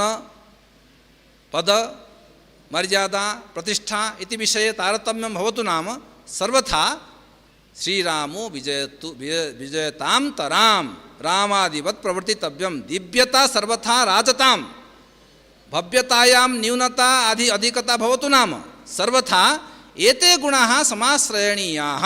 अतः गुणाः समाश्रियन्ते चेत् रामादिवत् कश्चित् प्रवर्तितुं शक्नोति। गुणान् विहाय केवलं वर्णनद्वारा केवलं चर्चा द्वारा विमर्श द्वारा अथवा अलंकरण द्वारा बाह्य प्रदर्शन द्वारा रामत्वं न आयाति। रामत्वम् अतीव तथा आदि तथा कविना अभिनन्देन अपि ऐक्यं जीवब्रह्मणो ऐक्यं कथं सम्पादनीयम् इति तद्विषये अपि सावधानतया अर्थात कथम जीवने जीवब्रह्मणो अर्थात दार्शनिकं जीवनं कथं जीवामः, जीवनं कथं दिव्यतायाः मार्गे चेतनायाः ऊर्ध्वगमनस्य कृते स्वयं साधकाः भवामः, तदर्थमपि रामायणम् उपजीव्यतया इदानीमपि सर्वत्र विराजते इति एवम् उक्त्वा सर्वेषां कृते महता धैर्येण भवन्तः एतावत् कालं यावत् श्रुतवन्तः। भवतां कृते पुनः महोदयाः विशिष्टाः अतिथयः सर्वे समागताः, सर्वेषां कृते पुनः पुनः धन्यवादम् अभिनन्दनम् अभिवादनं च व्याहृत्य विरमामि। जयतु संस्कृतं, जयतु भारतं, जयतु रामायणम्।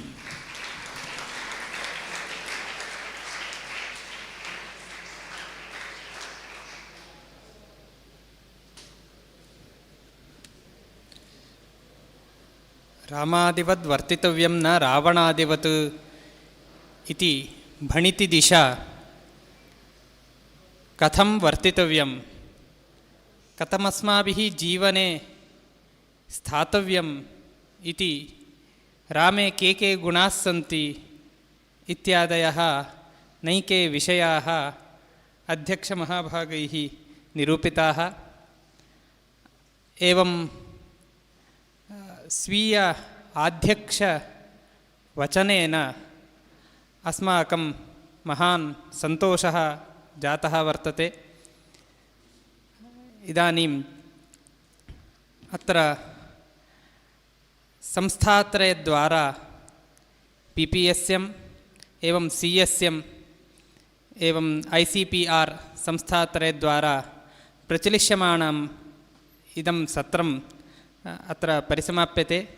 अत्र अध्यक्षस्थानम् अलङ्कृत्य स्वीय अध्यक्षभाषणं, स्वीयप्रबन्धमण्डनमपि कृतवद्भ्यः बनारस् हिन्दू विश्वविद्यालयस्य संस्कृतविभागाध्यक्षेभ्यः गोपबन्धुमिश्रेभ्यः संस्थात्रयद्वारा युष्मत्पक्षतः अस्मत्पक्षतश्च धन्यवादाः समर्प्यन्ते। वयं धन्याः। एवं डॉक्टर विद्याधीशाचार्य गुत्तल महाभागेभ्यः विश्वमाध्यमहापरिषदः निदेशकेभ्यः स्वीयप्रबन्धं मण्डयितृभ्यः रामायणे नीतिबोधः इति विषये उपस्थापनं कृतवद्भ्यः संस्थात्रयद्वारा युष्मत्पक्षतः अस्मत्पक्षतश्च धन्यवादाः समर्प्यन्ते। वयं धन्याः। श्रीमती मधुराम्बिकायै आदिकाव्ये सूर्यचन्द्रवधिकृत्य उपमालङ्कारः इति विषयमधिकृत्य प्रबन्धमण्डनकर्त्र्याः मधुराम्बिकायाः अस्मत्पक्षतः एवं भवत्पक्षतश्च संस्थात्रयद्वारा च धन्यवादाः समर्प्यन्ते। वयं धन्याः।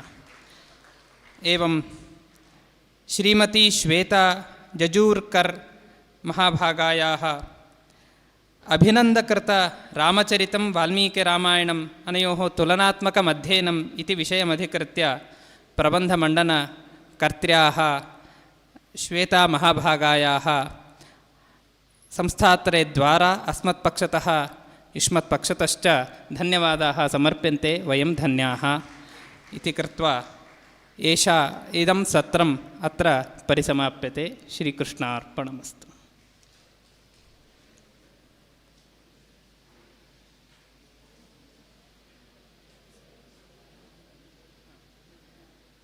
माध्याह्ने रामायण अन्ताराष्ट्रीयगोष्ठ्याः समारोपसमारम्भणं वर्तते।